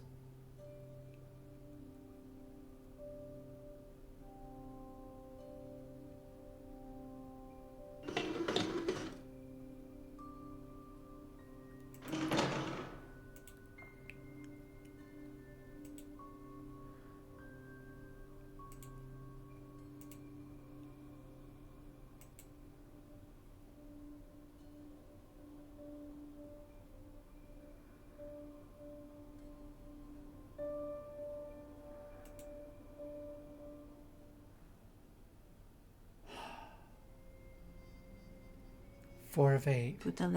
Okay, I'm getting closer to locking onto them. Low ratings are helping. But we need more, and you need to stop pushing the ratings upward, even a little. If we're going to rescue the kids, I need to complete my work. You do want to rescue them, right? There you are. Oh, fine. Captain Infinity? Just Infinity, please. I've set up a split signal so we can talk to our little friend and each other. And I can convince you to hit the bricks, leaving us to do what you cannot. The storyteller wasn't expecting this. But perhaps they can be leveraged toward the storyteller's narrative. How dare you want to kill these innocent children? I want to save the goddamn Gigaverse. 4 lives, or 400 trillion lives, hardly seems a fair comparison, little girl. Want to be a superhero? Then focusing on saving worlds, not kittens from trees. You, concerned with the sanctity of life? That's big talk coming from a fascist. He didn't mention how he saved Hitler from an assassination plot in the 1940s, did he? And to think you were once my hero, my idol. But you're nothing more than a Nazi. Call me a bastard, call me an asshole, but never call me that. Yes, I saved Hitler, a man I loathe and spit upon, because there is a shape to history. History says he died in a bunker, his dreams crumbling to pieces. That is what must be. Prevent World War III? I've done that. Allow World War II? I've done that also. World War III. That's...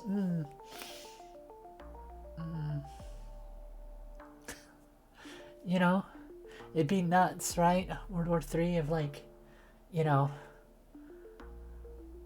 some Western superpower. Got a little imperialistic, and it triggered a defense pact that all of Europe would be obligated to respond to.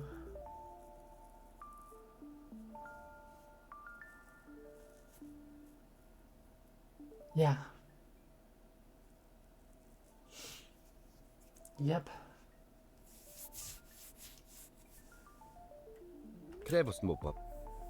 Time has one form, and I'm tasked to be the guardian of that form.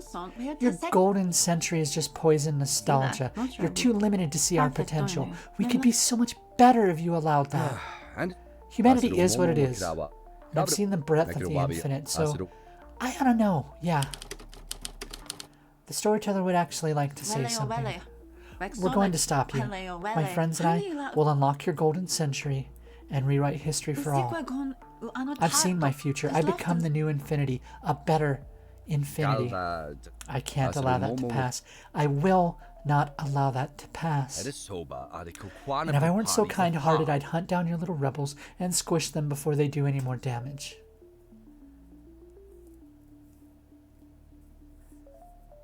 The storyteller must be heard as an equal voice in the room. They will be silent and listen. Yeah, Ninten. God, Ninten, it's times like these I wish I drank.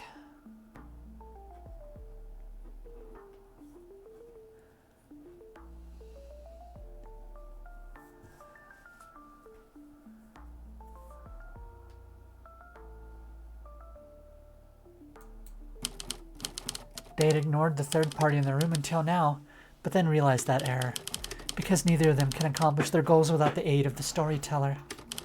Both realize that only one person controls this narrative, the one at the typewriter, and so they hear out the storyteller's perspective rather than continue to bicker. Fine. Say your piece. Yes, please do. I'm sorry, I shouldn't have ignored you like that. We need to know how you feel about this. You're gonna get with the program and save countless worlds? Or bail out 4 bystanders while everyone else burns?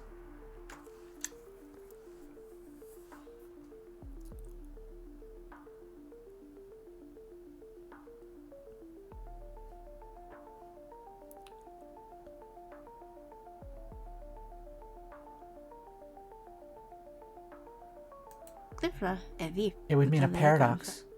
A difficult one to resolve, but they're meant to die. Their deaths have meaning. Only if we accept your take on history's true shape. There is no take, no alternative facts, just hard reality. Rewrite their history. I won't do it. Won't or can't. Same thing. We're 3 episodes deep into management master plan. Time is running out. We need an answer, friend. Salvation or destruction? Low ratings or high? Enough fucking around. You say you control this narrative, fine. Pick an ending. The writer has 5 more episodes to truly decide.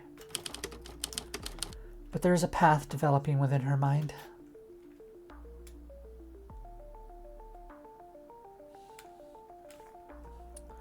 Save the children and destroy management.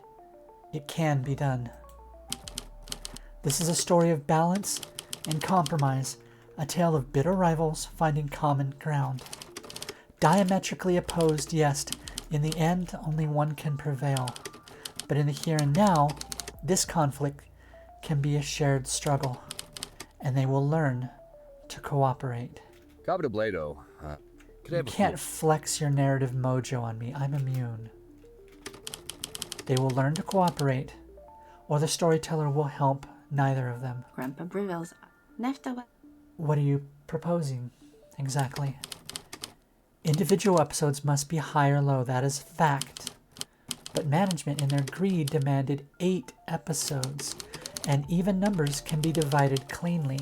The season itself need not be high or low, it can be both. 4 low-rating episodes for me, so I can find a way to rescue them, and 4 high-rating episodes to distract management, so Infinity can form a weapon that will destroy them. It's dangerous.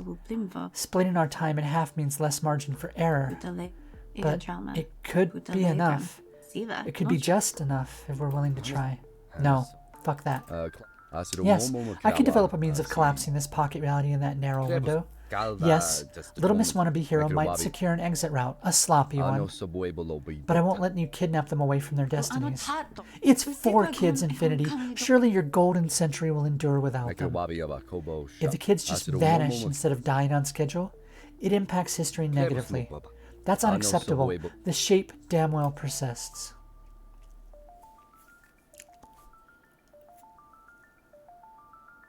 And the hero damn well relents if he wants to get his way. The outsider can offer something else the hero wants. The storyteller will absorb this consequence personally. I want to know what this one says, so I'm going to roll it back, but I think this is what I'm going to go with. I'm willing to sacrifice for their lives. I am a hero, it's what I do. You've got nothing I want, girl. You're a lesser version of me. But if you're suggesting a price be paid, the hero considers this and comes up with his price. Okay. You want these 4 kids? Have them. On one condition. Storyteller dies with management. I was going to save your bacon since she can't do that, but nope, that's off the table now. No retcons, no rescues. This is the fate of the storyteller who fell in with the ultimate bad crowd. Write yourself into that trap. Redemption through self-sacrifice. That's your price. That's what I was going to offer anyway.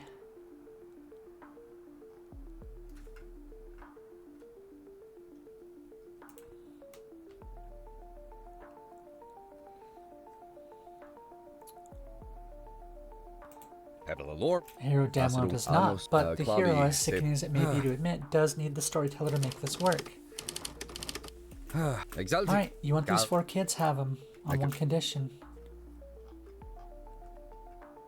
Yeah. There's nothing else I want. What could you possibly offer me?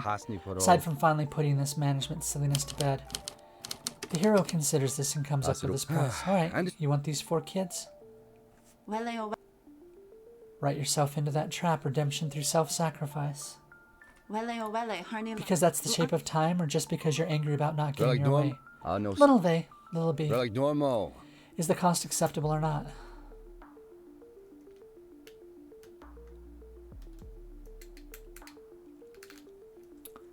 Four souls for 1 wayward sheep. A fair trade. Accepted. At least someone around here understands the nobility of sacrifice. Fine. I'll allow this smudge on the perfect shape of time. The kids can go. Okay. Okay. We need 4 and 4, high and low. A perfectly balanced season. It's going to be risky. No margin of error, no room to move. But it will work. Do that and everybody wins. Except for our storyteller, I'm afraid. Focus on low ratings or sacrifice of self in the name of balance. In the end, it would be the decision of the storyteller alone. Almost at the halfway mark. Isn't this so exciting? One more half and we can shed these individual forms and become whole again. Let's move right along. If the storyteller would kindly select an episode script. No, there we are. Oh, let's see if we can get through one more.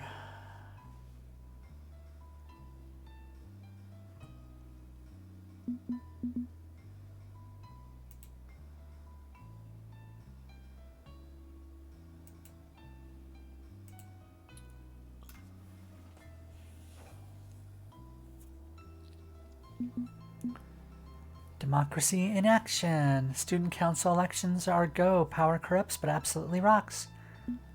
Where's the beef? Charity fundraiser or corporate indoctrination? Doesn't matter. Remember, all proceeds go. A very special episode.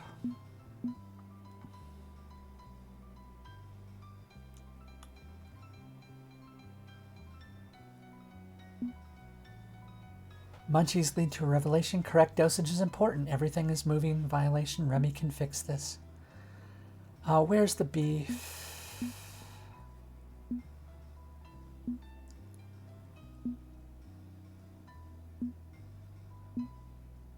Democracy in action.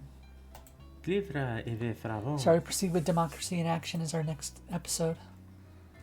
Let's get this done. If I voice an objection, would either of you care? Considering you seem to do whatever you want regardless. What's got you riled up this time? Storyteller just picked the most unabashedly political storyline we've got on offer. This stands a good chance of annoying our target audience. Can't we just keep politics out of entertainment? On the contrary, annoyance can be very, very entertaining. Our goal is to find the tolerance limits of chaos, control, and misery. What better way than this? I think you'll find that hammering into their heads that authoritarianism is inevitable will work wonders. This is what humanity wants. They want the power, pain, platitudes, and persecution. And once we know how much fascism they will swallow, management shall reap their sorrows. Sorrows like fine wheat. Life was simpler when I was human. When you were human, you were literally engaged in a civil war because you craved slavery. I was a tradesman, not a plantation owner. And the war was a matter of states' rights, thank you. Oh, what a regressive and repulsive mindset. Don't act like you're not a monster. You buried just as many bodies on your climb to the top. I know about your private island, your parties, and the young Hi, Gran. Please check the trigger warnings. This is not a nice, happy game. Okay, so I've got a Confederacy, a slave supporter on the left, and I guess I have Epstein on the right. Fuck my life. That's my company. But yes, hi, Gran. This is state rights to do what? Yeah. States' rights to do what?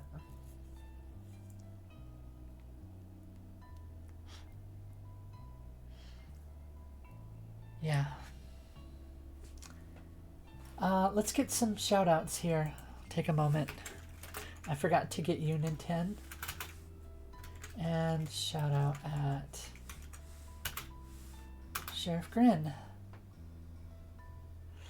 Nintendiot is a shy neurodivergent gamer who loves Splatoon and old school PC games. They recently celebrated Dosuary, an anniversary with a friend.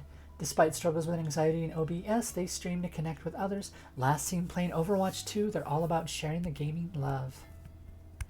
I'm okay. This game has made me cry 4 or 5 times just tonight. Yeehaw! The British cowboys been through it all, from zombie apocalypses to bomber missions. When they're not wrangling virtual planes, they're off on road trips and cat adventures. Just your average day in the life of a Sheriff Grin, right? Yeah,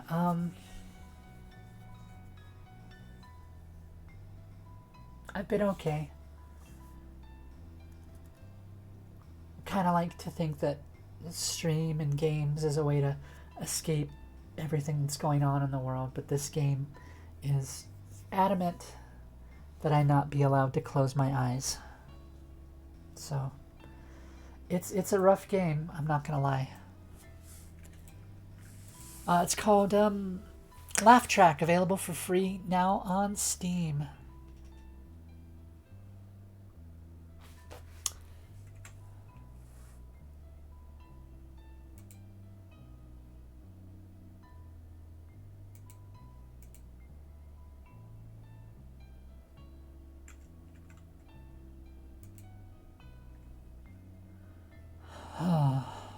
I know about your private island, your parties, and the young flesh you traded for favor with people like me. Lots of pick the least crappy option scenarios, pretty much. How dare. I'm a monster. You're a monster. The storyteller's a monster. We wouldn't be here if we weren't. At least I'm a pragmatic monster, trying to keep this project on the rails without risking a crash. The storyteller has chosen the script. It is our holy duty to see it through. Will you obey or not? Fine. To Singapore. Let's get down to the studio and finish this filthy business. Today's episode is brought to you by a gun. A gun. Just That's a it. gun. Just a gun. The perfect tool for enacting your wrath upon the world. Rated more important than children's lives by 9 out of 10 politicians. Gun is what's for dinner. I saw an interesting comment. Let's let this finish. Starring Juno, Remy. I saw an interesting comment the other day. They were talking about the acquisition of Greenland and why it's important. The reason given was because of how close Russia is. So this person took a snapshot, a screen cap of Google Earth, and they turned the globe up to the North Pole to show the US, and then Greenland, and then Russia. And they're pointing out, look, Greenland is the only thing between the US and Russia. That's why it's important. In that same picture, you can look over to the left of it and see Alaska is the US, Russia, they practically touch. They are already our neighbors, with or without Greenland. And the beautiful comment came from someone outside of the US. If you guys didn't have a school shooting every week, I would swear the US didn't have any schools at all. It's such a lovely, encapsulating insult.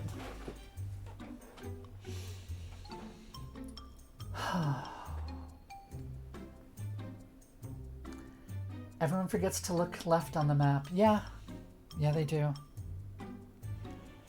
So yeah, I do highly recommend this game. But if you, especially if you live in the US, it might be a little too close to home. It might be a little too close to home no matter where you live, but very much if you live in the US. You either hate it because you hate the messaging that's in it, or you appreciate it and hate what you have to do because of what the game does. I appreciate this game, but I can't say that it's a game I love or a game that I want to play a lot. I'm not going to be going back to this game every week, but I don't think that's the point of this game.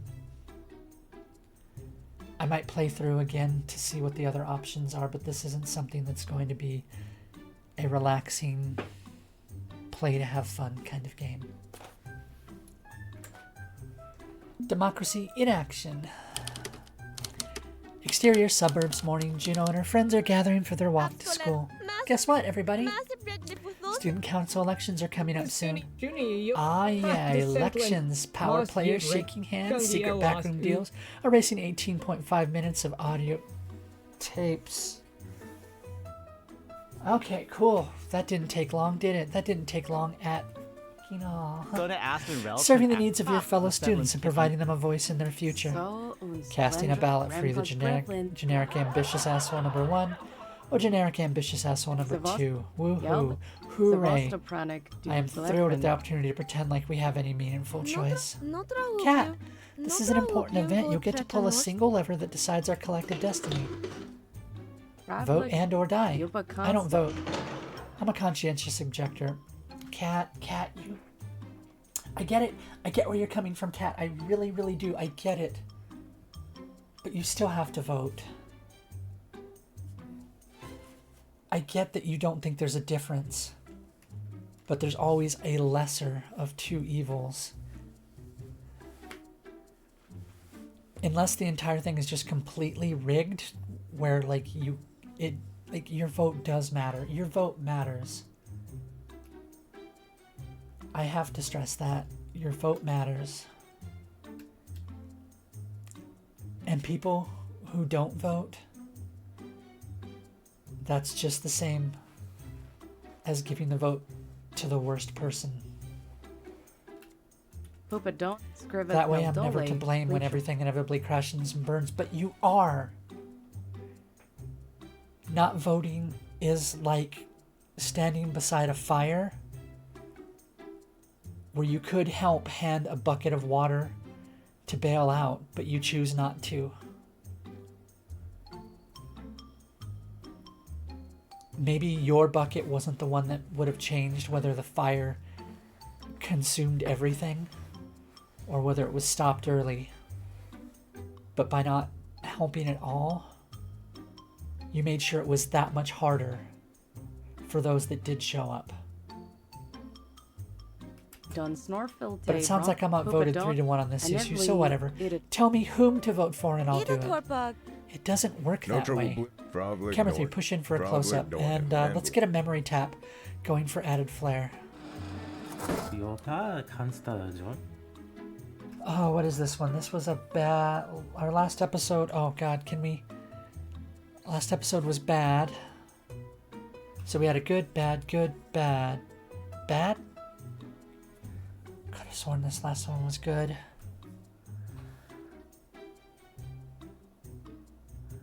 So this one has to be good.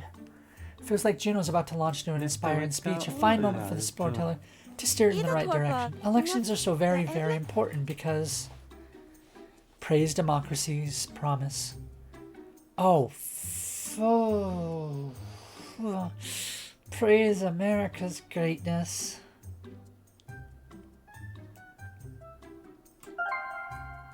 Take the easy pain, because it's harder later.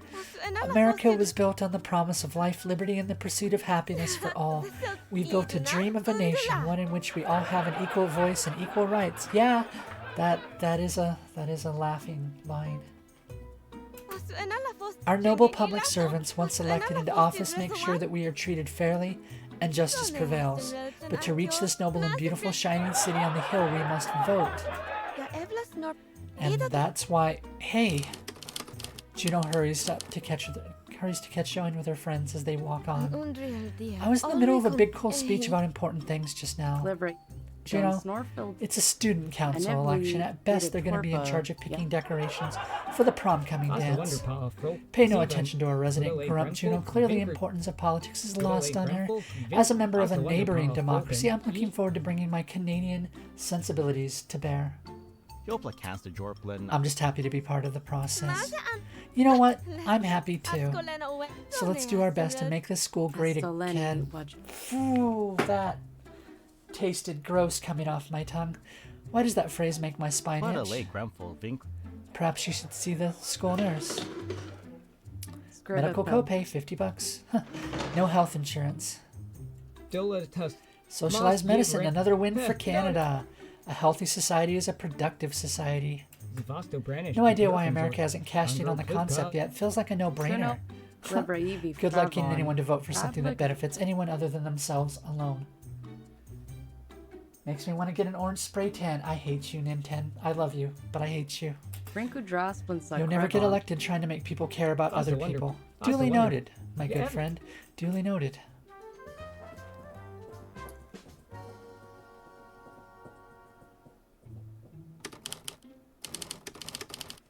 Oh, I can't.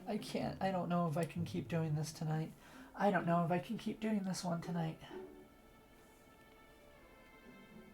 Interior school and a checkpoint in the main hallway. A nice officer awaits. I don't know if I can handle this right now.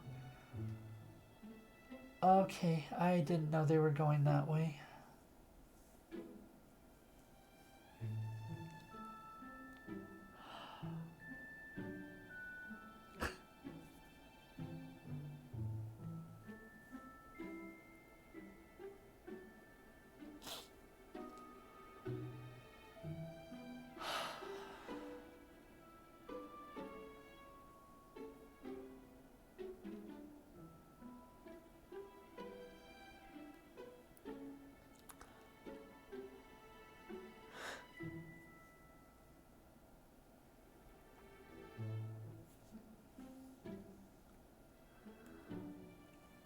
Yeah, I know.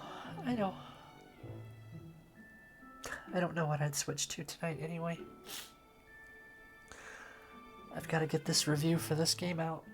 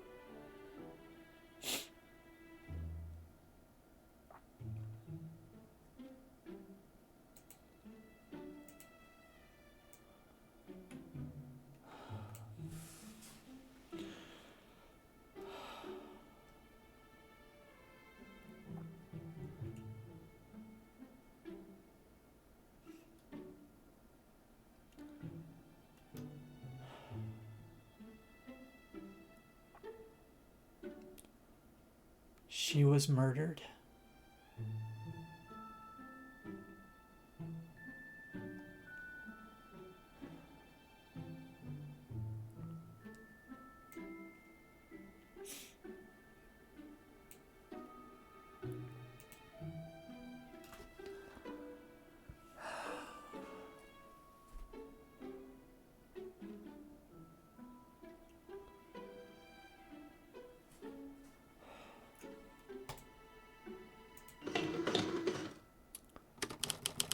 Unrelated to frozen water.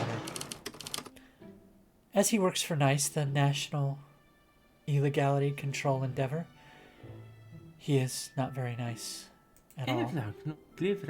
No editorializing, please. Juno walks right past him without so much as a second look.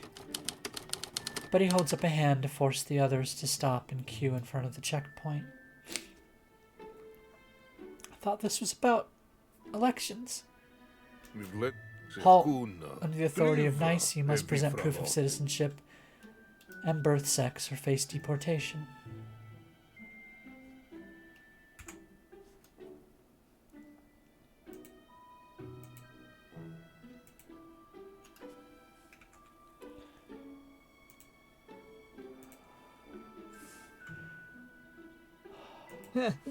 Canadian exemption, baby.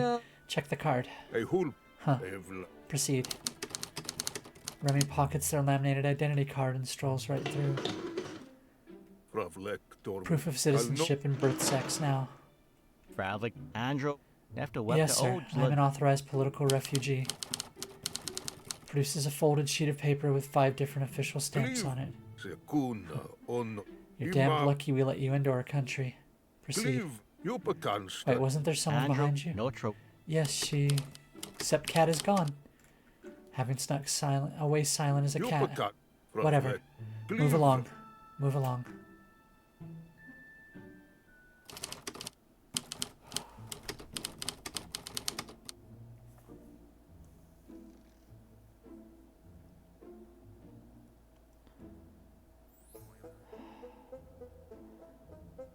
I don't know if I can finish this game on stream, just so you know, guys. It's probably going to be a bit much for me. Interior shot classroom. At the chalkboard, the teacher gives a very informative and objective lesson in paleontology. And that's why dinosaurs are alike, created by the devil, but their blood makes our glorious car engines work. Switching now to mathematics, please deposit your current textbooks in the to burn box at the back of the room. We have determined arithmetic story problems, such as Jim gives Jenny 3 apples, are woke DEI grooming propaganda. Instead, we will be substituting Jim takes 3 apples away from Jenny, who does not deserve them. Your attention, please, students. It is time to nominate your class representatives. Please pause all educational processes until the nomination protocols have been concluded. Participation in democracy is optional, but representation is not. True words. You don't have to vote, but you will be represented one way or another. How does Philip DeFranco say it? You may not fuck with politics, but politics will fuck with you. I'm swearing a lot today. I apologize for anyone who isn't used to that on my streams. That is all. Wonderful. Okay. Class over. But before I turn you goddamn animals loose to feed and run amok, I'm obliged to ask if there are any volunteers who want to run for student government. I'd suggest nominations instead, but it feels like a modern form of bullying to push someone to a pointless role. So, who's running for office and who's doing the sensible thing and running away as fast as possible?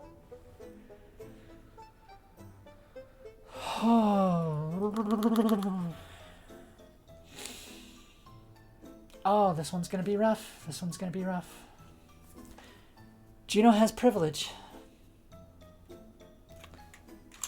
And if she's in power, she can potentially use that for something to help. She's the safe choice to get into power. Cat has the most to... Fuck, this is going to be really painful. This one's going to be really, really damn painful. Here we go. Let's do it. Grab a stick and bite down, everyone. A frast with O Glimfring. I am not a fan of giving Cat any measure of power after what happened with 9 lives. Regrettably, this is the A-plot of the episode. The storyteller can't alter this event. Meaning we've got a prepackaged script with minimal control. Boring. Rest assured, this one is far from boring. Behold, as the conflict is revealed. And Remy stands up at their desk, proud and tall and true. I hereby declare my candidacy for the position of, well, whatever position's open. I swear to support the student body and not grift and scheme and embrace corruption like a teddy bear. You're Canadian, you don't count. Not so. I've checked the student government charter. Ain't no rule says a Canadian can't run for office. Ah, we're going by Airbud rules. And if a rule don't fit, you must permit. Trust me. Give me all the power and I'll turn this school around. Remember, Remy can fix it. Fine, whatever. And are there any others willing to stand up to this socialist menace from the north? There's a long pause as students nervously glance at each other, and then Daniel rises from his seat. I would like to submit myself for consideration, ma'am. You're on the sports team. You're already celebrated and accepted member of our community. Why bother? It's for that reason, ma'am. I always want to do my part to support the students. I feel a calm and sensible candidate would be a strong choice. As for time commitment, I've already working for 5 different charitable organizations. I suppose adding a 6th wouldn't be too much more for me. I'll work to maintain our school's excellence. Boring, but acceptable. We've now reached the maximum number of candidates for our class. Remy and Daniel will both run. Then what was the point of Cat? In 1 week's time, you'll pick the lesser of 2 evils and then grumble about it for the rest of your lives. Class dismissed. Why did they have me? What was the point?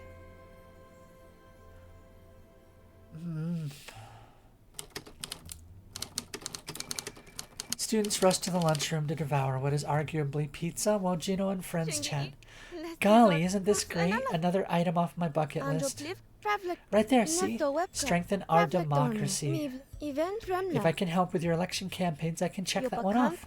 All three of us are going to participate in the noble art of statecraft. Juno, you can't help both of our campaigns. What? Why not? Because we're competitors, you goof. And the rules state you can't be a double agent. It's true, working two campaigns is considered seditious treason. It's very concerning that it's worded exactly like that in the student government charter. But I like you both. What do I do? Join my campaign, young Juno, and we shall rule this school as master and disciple. Or you can join me and we will ensure an even-handed and fair council. Good, good. Let's encourage a little more infighting to raise the stakes. Remy promises to avoid corruption. Daniel promises stability and order. Juno suggests they team up. Oh, hi, Nightshade. Welcome in, hon. Thank you for coming by. Oh, how late is it? Oh my gosh, it is so late. I did not realize it was this late. Holy crud biscuits. Okay, we're gonna need to stop anyway.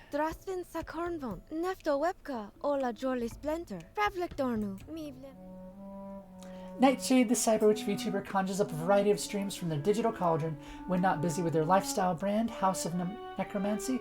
They're casting spells in Stardew or just brewing potions in Alchemy Factory. Just don't let the blood moon catch you unprepared. Alright, let's get ready to raid out, because it is way later than I thought it was. Alright. You guys know where we're going. We're gonna go raid Kit. Does anyone not know that we're raiding Kit?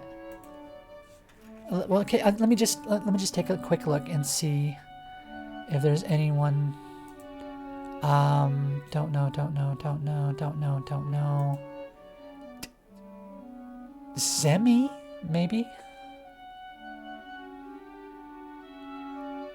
Do you guys want to raid Kit playing Fallout, or do you want to go visit Zemi Nuvi, who's just as weird and yeah. Well, either way, let's grab our raid messages and raid.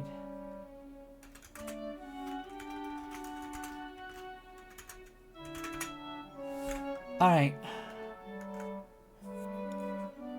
Okay, thank you guys very much. I'll be continuing this off stream because I have to finish it in order to review it. Thank you very much, guys. I really needed some of you here tonight because this was not an easy game. Do something fun and silly. Thank you. I will. Please come back in how many hours?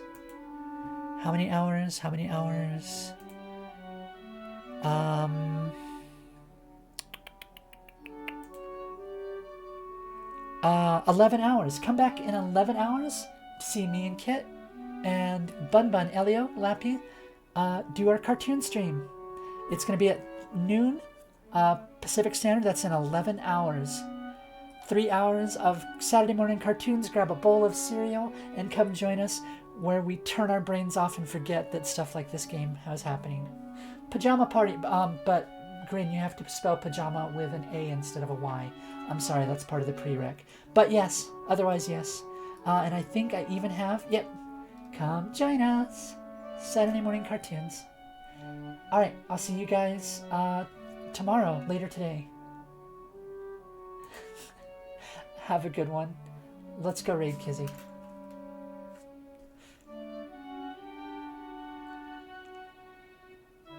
Alright. See you all. Love you all. Mwah. Thank you for taking care of me tonight.